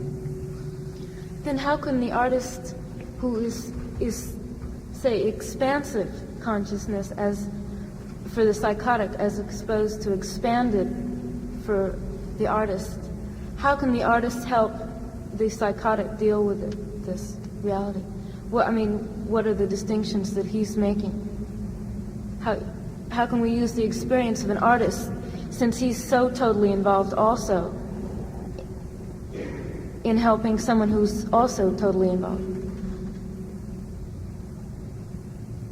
The obvious way would be for artists to conspire to redefine reality and to manifest an expanded sense of reality in such a way as it's socially communicable, in such a way as it can be also articulated in social forms so that everybody can agree on it, so that actually people who are having expansions of consciousness which are defined socially as psychotic or sick or wrong or misinterpretations can find a place in a slightly looser sense of reality, or through the general hipness to the fact that reality is a matter of interpretation and a matter of admission of consciousness, or interpretation of phenomena rather than the way things actually are. Once a psychotic understands that his insight is real, that it's just a matter of manifesting it in focus rather than pushing and insisting by violence on his insight, but of using proper upaya for articulating his awareness. Like, in other words, he thinks he's God, say. Well, of course he's God. But now, to go around or I thought I was God, so I ran around Columbia University telling Mark Van Doren and Lionel Trilling I was God in such a way as they got frightened, because I was telling them that in such a way as it would make them sound like they weren't. I didn't define it in such a way or articulate it in such a way as it included them in a way which didn't threaten their sense of their own being. Will push the boundaries of definitions back for the society at large, or for those who can be tuned in, and create a larger and larger populace of communion or communication within a larger consciousness. So in other words, the helpfulness of the artistic manifestation is that people who think they are lonely nuts can realize that they're not alone, and that actually, as Artaud said, the official society is a giant conspiracy to suppress the awareness that we're all aware of, and which is called the unconscious, to the extent that people are put into a hypnotic sleep state so they won't be aware of what we all are actually aware of. I think one important distinction that has to be drawn between the artist and the psychotic has to do with the difference in how come they're in that lower order referential state. The artist is one who seeks out these images, these forces. He seeks new forms in that non-rational sphere. Sullivan, on the other, points out... it might not be such a good idea. I mean, that might be like a big compromise. In other words, it might be that from another point of view, someone who doesn't try to mediate between the different forms of language consciousness. So the artist is mediating between the different forms of image or language consciousness and playing, like walking a fence and playing both sides, as I am, obviously, like when I read that poem. It might be that someone who is not attempting to compromise the insight is socially more valid in the long run, at least at this stage of our society. But I think the primary definition of the problem in psychosis is that Sullivan talks about an attempt to cope with what is essentially a failure at being human, a failure at being anything that one could respect as worth being. And this is the thing that many clinicians have noted about the man in the throes of madness, in which he's engulfed, thrown into this space, and has not the wherewithal to deal with whatever he's swamped in, whereas the artist really is capable of more. But what I'm saying is that what we're dealing with is the fact that we're not really human. I mean, that's just an arbitrary, proposition. I mean, I don't think anybody here accepts that really seriously. Well, one thing that we really find... Are you human? One thing that I have to hold on to is my self-esteem. It seems to be that in psychosis I have none. And whatever that... We're all too fucked up at this point to have any of that left, I think. But, well, you've got enough for about 3 people, you know. Not by that kind of trick, no. Besides everything we've said tonight. You know, I'm finally objecting to the use of the categories that the panel proposed. I'd like to offer a little bit to those categories. To the pejorative use of the language, to begin with, in terms of the language, schizophrenia, psychosis. It seems to me obvious to everybody, almost everybody here, that what is called the psychotic experience is a large-scale experience of cosmic consciousness, that its interpretation socially sometimes gets fucked up from one side or the other, either the receiver or the sender, that it's a language difficulty, that there's impatience that gets involved. But basically it must be understood that what has been called all along the madness of psychotic experience is an experience of the great planetary consciousness, which is like so common among us today that it's ridiculous to talk in the old psychiatric terms. This is what Lang has been saying all along. This is what all of us really sort of basically agree on. But I don't see why we're still hanging on to that formalistic... I think when Sullivan's speaking of humanness, maybe in this context we can speak of passionateness better. That the schizophrenic personality before the break has been afraid to be living the passionate kind of life, or to live in an impassioned world, because it isn't safe. And in the depths of his psychosis, he gets in touch with his passionateness, but it comes in images first. It's symbols, it's ideas floating by, it's a little vague. But if he brings it off, he gets in touch with what can be a passionate life for the first time. Where I think the artist, almost by definition, lives a passionate life. He's intensely involved, and he cares intensely to communicate his experience. So he starts at the different end of that scale. I don't think there's that much difference. It's a question of there's like hundreds of cats on Haight-Ashbury incapable of articulating socially what I'm articulating, who have a very definite, clear, passionate, very deep experience of anything I've experienced or anything we've experienced. The society has not yet changed enough to accommodate their lifestyle and their consciousness. I think the society will have to, in as much as the closed, limited consciousness in which the society is run is obviously self-destructive. I mean, it's destroying the whole organism. The enormous eruption of what are called psychotic or schizophrenic experiences is caused by that cracking down, that breakdown of the structure under its own weight. I think a passionate life, as was just defined, is lived by an enormous number of people there need not necessarily be an articulation of it in artistic form. At this point, historically, I feel sort of like a hangover. Like Alan Watts, mediating to the squares, or mediating to the so-called sane people.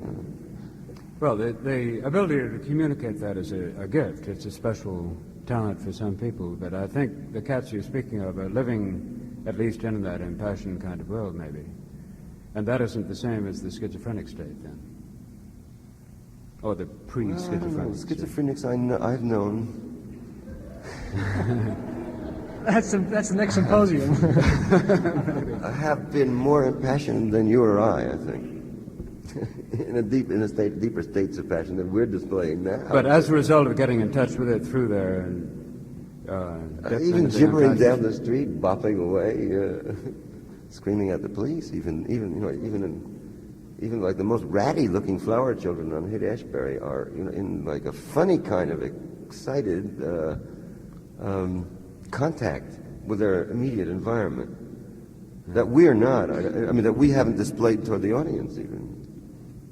But I think for me now, the problem is, how do I integrate what the value of psychotic experience is in such a way that I can make significant changes in the establishment's way of regarding madness, altered states of consciousness. And I think, to polarize it in such a way that there's no distinctions to be made prohibits me from doing anything as a scientist working in the field. And I can accept all the things you say, but then I don't know what to work with. Well, belief in the ultimate value of the belief in one's own senses, in one's supersaturated senses or one's own unconscious senses, real self-confidence winds up giving a demeanor which is reassuring in the exercise of madness rather than dismaying. In other words, just go through your madness more cheerfully. And one of the problems of the psychiatric terminology is that it's not a cheerful enough approach to madness.